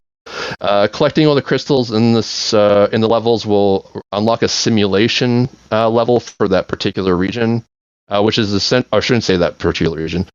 Simulation level for that chapter, we'll say, which is essentially a brightly, more vibrantly colored obstacle course that tests your platforming and your ability to use the skills you've unlocked throughout the game, along with a few curveball mechanics that weren't really in the main game that I got kind of annoyed at.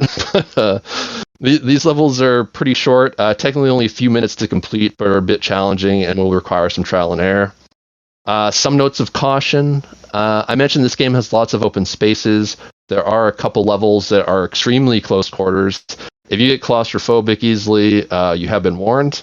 There's one level specifically I'm thinking of where you're in this like cave and like you're crouching through like these small crevices, like looking at bodies of people that have, had walls collapse in on them. And it's, if you're claustrophobic, it'll be a nightmare. There are some, I guess a semi-mild spoiler. This game can be tricky at times, but considering the frequency of the checkpoints, with some persistence and some trial and error, it's pretty doable. That being said, in the last level, you're introduced to a new ability and are thrown into a gauntlet with that ability that will really test your aptitudes towards utilizing it. Based on the description for the Explorer mode they have on the main menu, it heavily implies that playing on that difficulty would make that last level a fair amount easier. I'm not sure by how much, though. And yeah, that's about it. All right. This one sounds pretty interesting. It clocks in at $15. What are your thoughts on it? I think this was a fantastic game. It may be a little daunting for people that aren't great with first-person platformers, but if you have any, interest in the genre at all, or if you like speedrunning, it's a great game for speedrunners. It's an easy buy recommendation. Probably one of the better games I've played this year, to be honest. Very cool. Yeah, the store page mentions find your pace, take in the sights, or speedrun the game. The choice is yours. They also say it's tough but fair. Your mistakes won't be punished by redoing lengthy sections. Just keep climbing. Is the game fair? Yeah, I kind of touched on it with like the respawns. Like I played on the standard difficulty, and I thought the respawns were very forgiving for the most part, other than maybe, like I said, the last level. But then there's the Explorer mode, and it sounds like with that one they're even more forgiving. So I don't know how much more forgiving they could be, but it's still some skill to it, though, for sure, for the being able to platform and like pressure sensitivity, I guess, when like using some of the jumps and volleys. But yeah. Is there any scariness in this game that it's coming from Feardemic? It's funny you mentioned that, because I mentioned that to a buddy of mine. So being from Feardemic, I expected there to be a bit more of a horror tone to this. And that there's nothing like that really jumps out at you per se. There are like the dark and brooding environments, but like the claustrophobic element was probably the only section I would say was like very horror filled, and then maybe like a couple time-based sequences that had some tension because it's like a chase sequence almost. But yeah, other than that, not really. All right, sounds good. Let's move on. This might be a little creepier. Stay Still, developed and published by Dolores Entertainment, released October 3rd, Series X and S, Xbox, PC, and PS5. For $9.99, rent a house for one night and find out why no one ever stays. In Stay Still, you play as Nam, trapped in a home scarred by a 2008 crime. Explore oppressive rooms, solve environmental puzzles, and avoid at all costs the spirits that stalk you. There's no combat here. If you want to live to tell the tale, you'll need to run, hide, and sharpen your ears. Like an elf. Dolores Entertainment was awesome enough to hook us up with a couple of codes for this one. And what do you think? Should we give away our last copy? Yeah. You think so? Go for it. All right. Giveaway close. Giveaway draw. Congrats to Darkest Fawn. You just won yourself a copy of the game Bri's about to review. So, Bri, tell us, what is Stay Still? In this horror survival game, we play as Nam, or Nam, I'm not sure, who rented a house and is now trapped with the spirits within that are haunting based on a violent crime. I only know the base story from the store description, though, because there was a 1 or 2 sentence intro to the story that sped by before I could read it. Yay! Other times, text comes up on an exposition screen and you could take your time, but the font and color was barely readable. And there's this sort of like modeled Rorschach design kind of floating in and out in the background and making everything not readable. This is inspired by Vietnamese culture. The game has no combat, so you need to run and hide and solve puzzles to survive. Basically, you're in a small house that eventually you unlock other parts to, and the house changes as you're stuck in it trying to get out.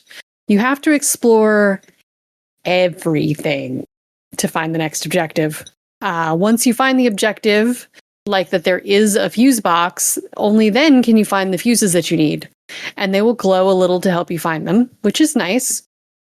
But yeah, we need to find the dark secret of the house and then get out. I'm not sure how this got an E10 plus rating on the Xbox store.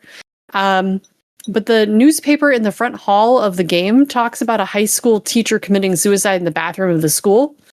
So I figured at least a teen rating would have been good for this, because it's right in the intro.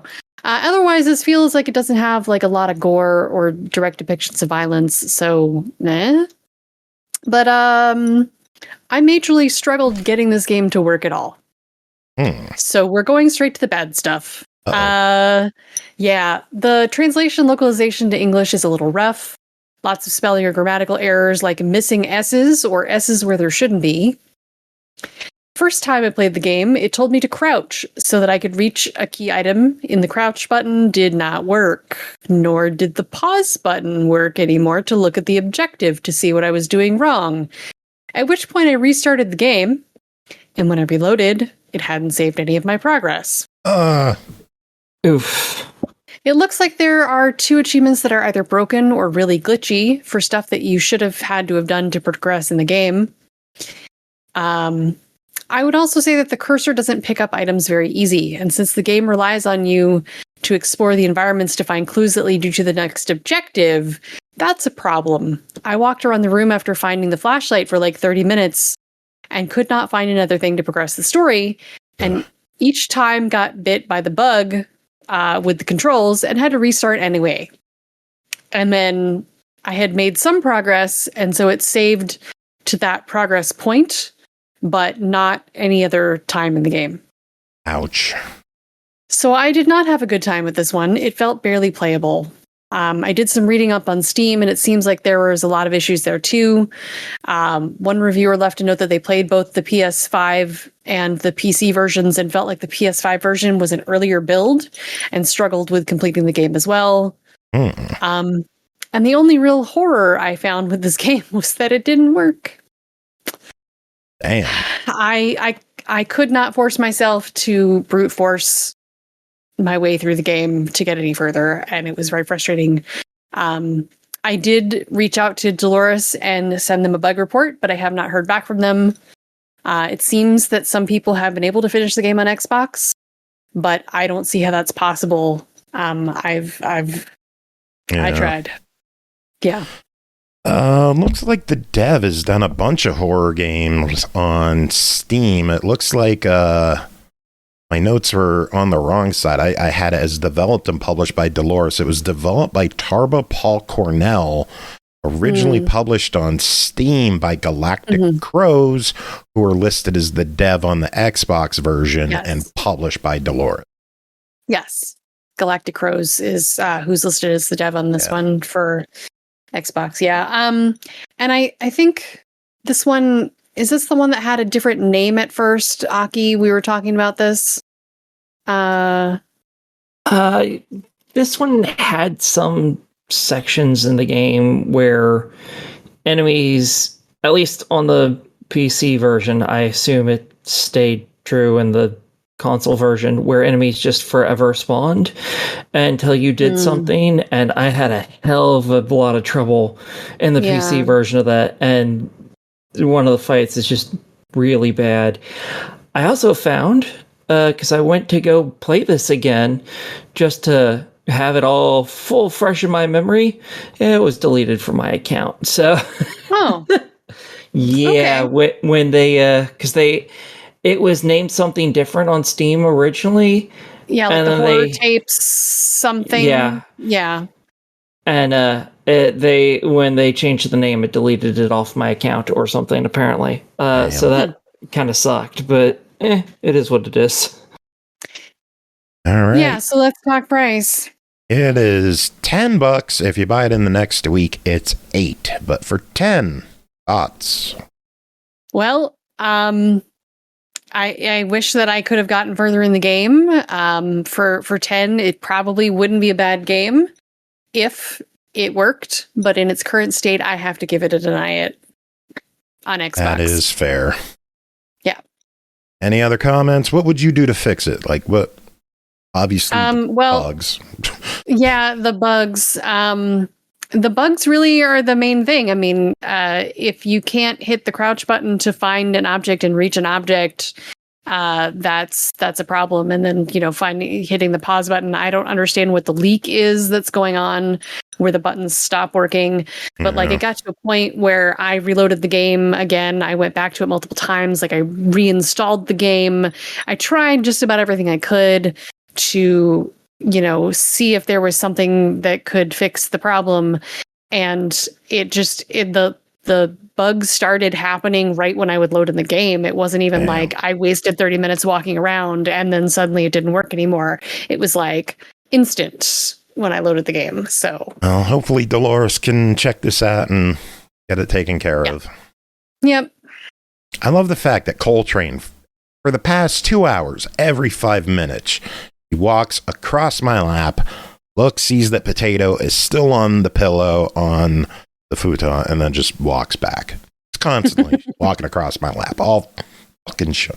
Next game to talk about, extremely powerful Capybaras, developed by Studio Bravarda, published by PM Studios, released September 25th, Series X and S, Switch and PS5, for a whopping $5.99.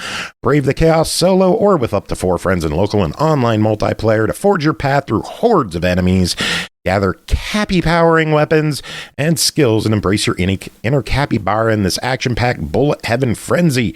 Extremely powerful Capybaras features multiple exciting stages, hilarious and deadly foes, and the action will keep you busy for a long time with epic difficulty challenges and modifiers to make each run a thrill. Jacob, what's going on in this one?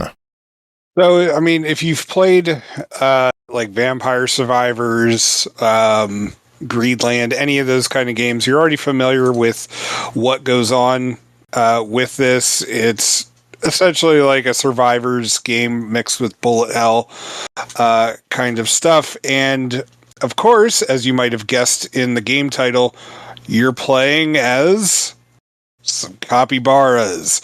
A raccoon. Yeah, which immediately my kids fell in love with this game because it's just like, oh, well, I could play as Capybaras. Well, that's great. Now all of a sudden I care.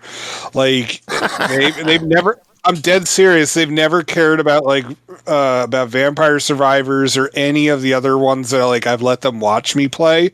They've never once even entertained the idea of oh, could we do couch co-op on this? Nope. I mean, to be fair, it is Capybaras. I don't blame them at all. Yeah, and so there are 4 different 4 different classes that you could do. It is like a mage, a ninja, a warrior, and I forget what the other one is. It might be another type of mage. I forget what it is. But you can have up to 4 people playing all at once. The difficulty does ramp up as you have more people, but thankfully you're able to heal each other. Hopefully. And it the levels just get crazier, and eventually you will have to fight against the boss, but there are passive and active powers that you can gain, much like all the other Survivors genre games. But the big deal with this is that you're playing with Capybaras. Yay! Hold on. I'm looking at the store pages, Steam and Xbox. Neither of them mention online, which is in my write-up, which I got from the Xbox page. Do you know if the game was supposed to have online? Was it removed? What I have no idea. Don't know what is going on with this situation. I've never tried to play online with it. It was. I don't think there is online, but it was. Well, Steam page says online co-op. What the hell? Xbox does not say that. I don't know what the situation is with the online on that. That is very weird, considering I got the write-up from the Xbox page. But maybe it's in the Steam version and they had to take it out of the console version for reasons. I have no idea. Not sure. But anywho, so my only complaint with this game is that it gets real hectic in terms of like what the screen looks like if you're playing. I mean, two people, it's manageable, but like once you get to 4, it's just like I couldn't tell what the heck was going on the screen. Half the time I was following the wrong capybara because they really don't look all that different, and so you have to keep an eye on your character, which I mean, like, yeah, duh, but it's real hard when it's already like the screen's filled up with all of these enemies that are shooting all this stuff. We have fun with it, like, and we're definitely going to be playing it some more. I mean, my kids fire it up a couple of times a week now at this point, but yeah, like, I didn't mind it. It's good. It's good couch co-op fun that finally got my kids into the genre. All right, $6. What do you think? Oh hell, yeah, absolutely, for $6. PlayStation page, local and online multiplayer. In the description, how much do they charge for it? $6. Oh, and but I don't know. I don't know what's going on with this one. Whatevs. Shrug. $6, still fun. Yep. All right.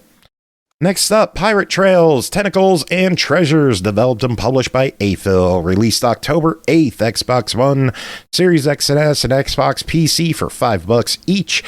Captain, the 7 Seas still hide secrets, and no one is better suited than you to uncover them. In Pirate Trails 2, Tentacles and Treasures, the most beloved pirate puzzle game returns with new maps, new dangers, and even more tentacles. Yay!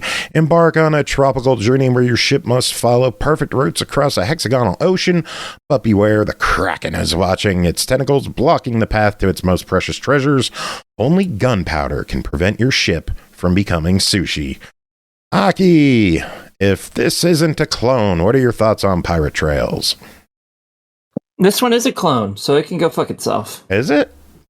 Yep. Of what? I don't remember anymore because I do not have Doggy's video right in front of me. Shit. Yep. But yeah, no. This game shouldn't even be getting sold because of that. So. Next game, Cats and Seek Kyoto, developed by Noobzilla, published by Silesia Games, released October 8th, Xbox One, Series X and S, $2.99. Cats and Seek Kyoto is the third cozy adventure in this beloved series. Explore charming scenes set in the heart of Kyoto and play hide and seek with cats. With soothing sounds, cute visuals, and relaxing gameplay, it's the perfect way to chill out solo or with friends. Bri, what is going on in Kyoto? Well, it's not been that long since I told you about a hidden cat game, but here we are again.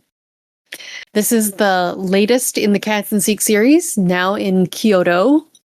Every cat you find has a little story to tell and a name when you click on them, in addition to the meows. It will also tell you the name of the pet and the parent. Besides meowing when you click on the cats, the meows can help lead you to the cats in the scene when you zoom in and move your cursor around. If you still need help, there's a hint button that refreshes every minute or so. There are over 100 cats per scene and 2 scenes to explore of Kyoto. One of the cool things about this series for me is that you can make the cats the lines of art and the background whatever colors you want to make it easier on the eyes. I made my cats gold, the background purple, and the line art black. It's beautiful. There are other things to find as well, like keys that you can use to open chests that may have a cat in them, or it could be a ghost. There are puzzle pieces you can use to do a bonus jigsaw later on, and there are also some Easter eggs to find. The game had a pretty fun achievement list that was pretty easy. The price is really good for a relaxing game with cute art. Why aren't you playing this right now? Because I'm doing this show. Fair. $3 verdict. Absolutely buy it. It's super fun, super cute. I like the new photo mode, and there's totally an achievement for like poking or petting cats with a carrot, which was cute. I mean, like, why not? Best of all, it's not a clone and it's not a triple stack. Exactly. Good stuff. Thanks, Silesia. You're the good ones. Yeah. Next up is a preview of Beneath, developed by Camel 101, published by Wired Productions. Coming out later this year on Steam, Beneath is a Lovecraft-inspired survival FPS. Scarce ammo, merciless enemies, and a sense of the unknown combine in a 10-plus hour story-driven single-player campaign built for both veteran gamers and those seeking a challenging old-school experience. Aki, give us a little preview of Beneath. Okay, and this, y'all are some people who are aboard a ship, and suddenly some shit happens while you're, down in a diving suit at the bottom of the ocean, and you pop back up onto the ship, and everything's gone straight to hell. And you're looking around because you're trying to find your teenage daughter, and instead you find a whole bunch of fucking zombies. Well, that fucking sucks. Yeah. And then, I'm glad this one's leading into Kids Corner. Oh, yeah. And then you get attacked by a helicopter, and you suddenly wake up in outside of some sort of facility that is also filled with a bunch of fucking zombies. Woo! As well as soldiers who want to shoot the shit out of you. So that's great fun. You're just trying to find whatever medicine that you need to help your now sick daughter and get the hell up out this bitch. Now, it's all, first person. It has a handful of different guns so far, as well as a crowbar that you can use to beat the shit out of things. And it does have some problems. You have the sensitivity for your controller, but it goes from being wildly, insanely, overly spastic to it barely moves at all. There's not really a sweet point that you can get this at to get it at just the right speed, which is really irritating, especially if you're playing it with a controller like I did. It's very difficult at that point. You can upgrade your weapons in it. I haven't been able to find too many of the upgrade parts because I haven't gotten far enough in, because dying is very quick and very easy in this game because the enemies shoot, they're pretty accurate, and you don't get anywhere near enough health. It's pretty... Not only are you very quick to kill, you're also pretty quick to kill other things too. Like, you can shoot things with the SMG, hit them with 2 bullets, and it might kill them. You might have to, put like 20 bullets into them. It's kind of all over the place, iffy on just how many bullets you need to kill a standard enemy. So it still needs some tweaking, but overall, I like the concept behind it, but it still needs a whole bunch more work, sadly. What kind of work does it, like, what touches does it need to be ironed out? Well, it really needs to figure out how many bullets it's going to take to kill a goddamn enemy. Because no, that is not the answer. The fuck at all. Like Chronos, New Dawn. You know, how you pre-order and get 3 bullets, you got to spend 40 on an enemy. Yeah, because again, as I said, sometimes it takes 2 bullets to kill a standard, soldier enemy, and sometimes it takes an entire clip, and that's not okay. Also, they really need to allow you more tweaking for sensitivity for your controller, just so you can actually find a damn sweet spot between it moving like molasses and you barely touching it, and it sends you in a complete 360. Because that needs more fine tuning to the nth degree. Also, sometimes I barely touch it, and it sends me into a full 360. Hey-o.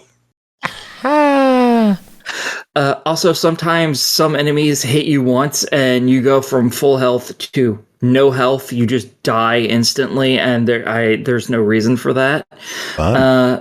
Yeah, so it still needs a little bit of work there. Overall, cool concept. I do like how it gets like, oh, you have to get through doors. You get little key cards, and instead of just swiping a key card, there's a code on the key card, and you have to open your menu, actually look at it, see the code, and then input the code. I like that. That's cool. I like the concept of the story. That sounds fun the first time. It's fine. I don't mind it. It's not difficult. After the 10th, I'm going to be like, you just fucking scan. Fair. All right. But everything ends up being like that, so. This is part of Steam Next Fest right now, so you could grab a demo on Steam, give it a try yourself. Comes out later this year. Should people wishlist, follow, or ignore? What are your thoughts? I think follow it. If you like these older survival horror style games, I think this is definitely worth following. Definitely try the demo. I think you'll probably like it if you like old survival horrors. If you don't, there's not going to be a lot of changing that they're going to do to this, I don't think. So, but I think it's at least worth following it just to see if it's something that's going to be up your alley. Sounds good. All right, one final game to talk about tonight. Thank heavens. Jacob, keep it clean, because we're going to KIDZ Corner. George, take it away. KIDZ Corner! With Jacob and friends. The Grinch Christmas Adventures Merry and Mischievous Edition, developed by Casual Brothers, published by Outright Games. We are Outright ambassadors, and they gave it to us to cover. Released October 3rd, Xbox One, Series and PC, Switch, PS4, PS5, and normal PC for $39.99. The Determined to Love Christmas DLC is available for owners of the original release for $9.99, and it appears it'll be hitting Game Pass soon.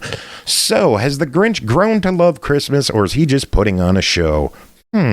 Explore more of Whoville in the Merry and Mischievous edition of the Grinch Christmas Adventures. Snowboard down from the Grinch's caves in Mount Crumpet, sleigh through the forest, and even parachute through the village, spreading Christmas cheer. If you're feeling Grinchy, join the Grinch and Max on a sneaky mission to steal presents. Do you think you can help his heart grow 3 sizes? The DLC includes 6 new levels, fun gadgets to customize, and more accessories. Jacob, what is going on in the Merry and Mischievous edition of the Grinch Christmas Adventures? So if you reference the previous review, I gave it a pretty decent review of the first Grinch game that Outright released. This is a repackaging of it. They did smooth out some of the gameplay in it, but there is also the inclusion of the new DLC.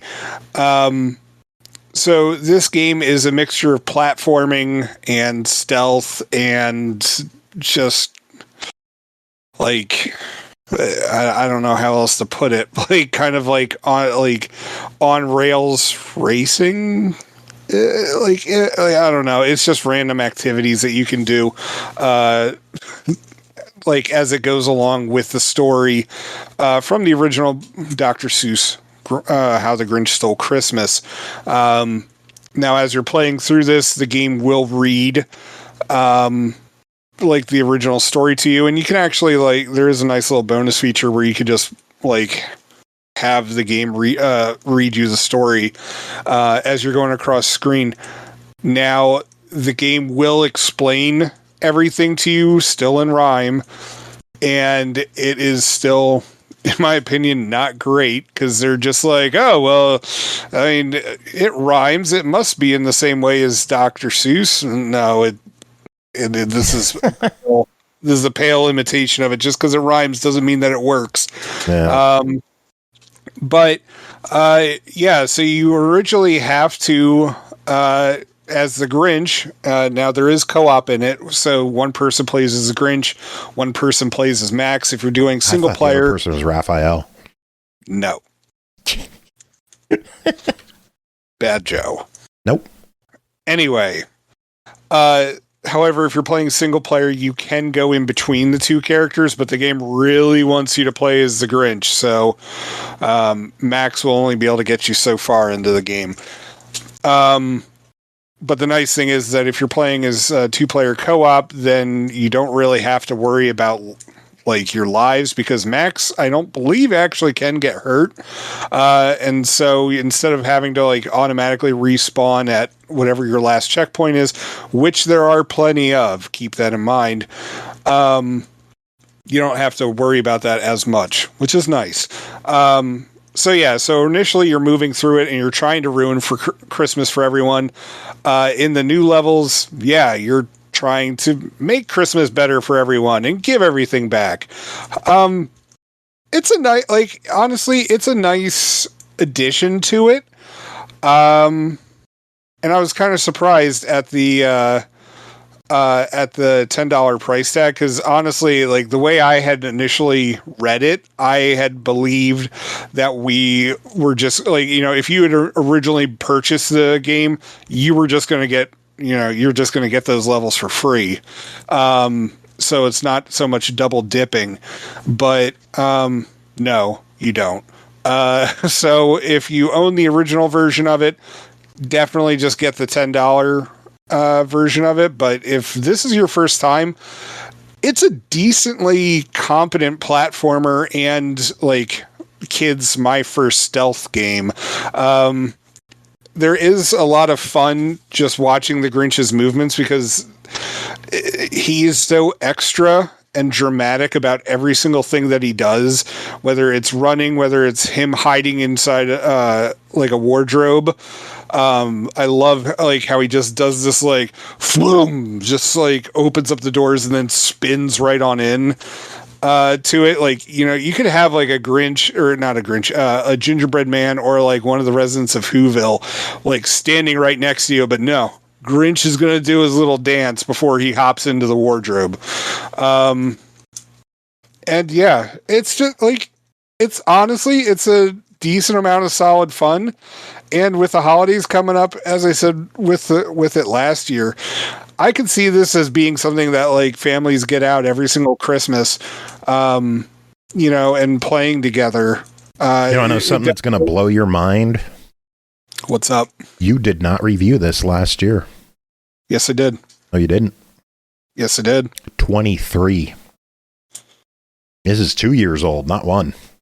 Episode 916, if people want to hear Jacob's original review of the Grinch Christmas Adventures, is an hour 20 into the show.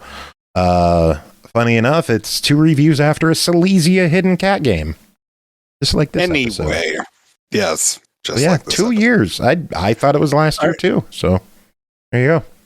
40 bucks. Weird. Anyway, I think it was 40 the first time around. It's 40 now with the DLC, or the DLC's 10 if you own the original version. Thoughts on everything? Yeah, I'd recommend it if you've got kids. If it's just you as an adult, you already there are better there are better games out there in this kind of genre. But if you've got kids, this is definitely an easy buy. Achievement hunters will be thrilled to know that it's not that difficult. And yeah, it's decent fun. So I'd recommend checking it out. Very good. 2 years ago, Activision purchase went through. Kind of funny how that all went in 2 years, huh? Oh, Lord. Big it's really thanks been 2 years since this came out? Yes. October 21st, 2023. I'm looking at it right now. All 33 views of that episode. Thank you. That is it for this episode. Thanks all of you for being here, hanging out this whole time. This has been a long one. Big thanks to Nathan Ide for coming on, chatting about security and passwords with us. Make for sure almost 2 hours, no less. That was insane. An hour 10. Really? Yeah. It seemed like it was longer than that. No. Gareth was 2 hours. Yeah, if we went 2 hours, it would be after 1 right now. It is way too late, so we are going to end this show. Someone give me final words to end this thing. Clean, still KIDZ Corner. Well, that ruins what I was going to say.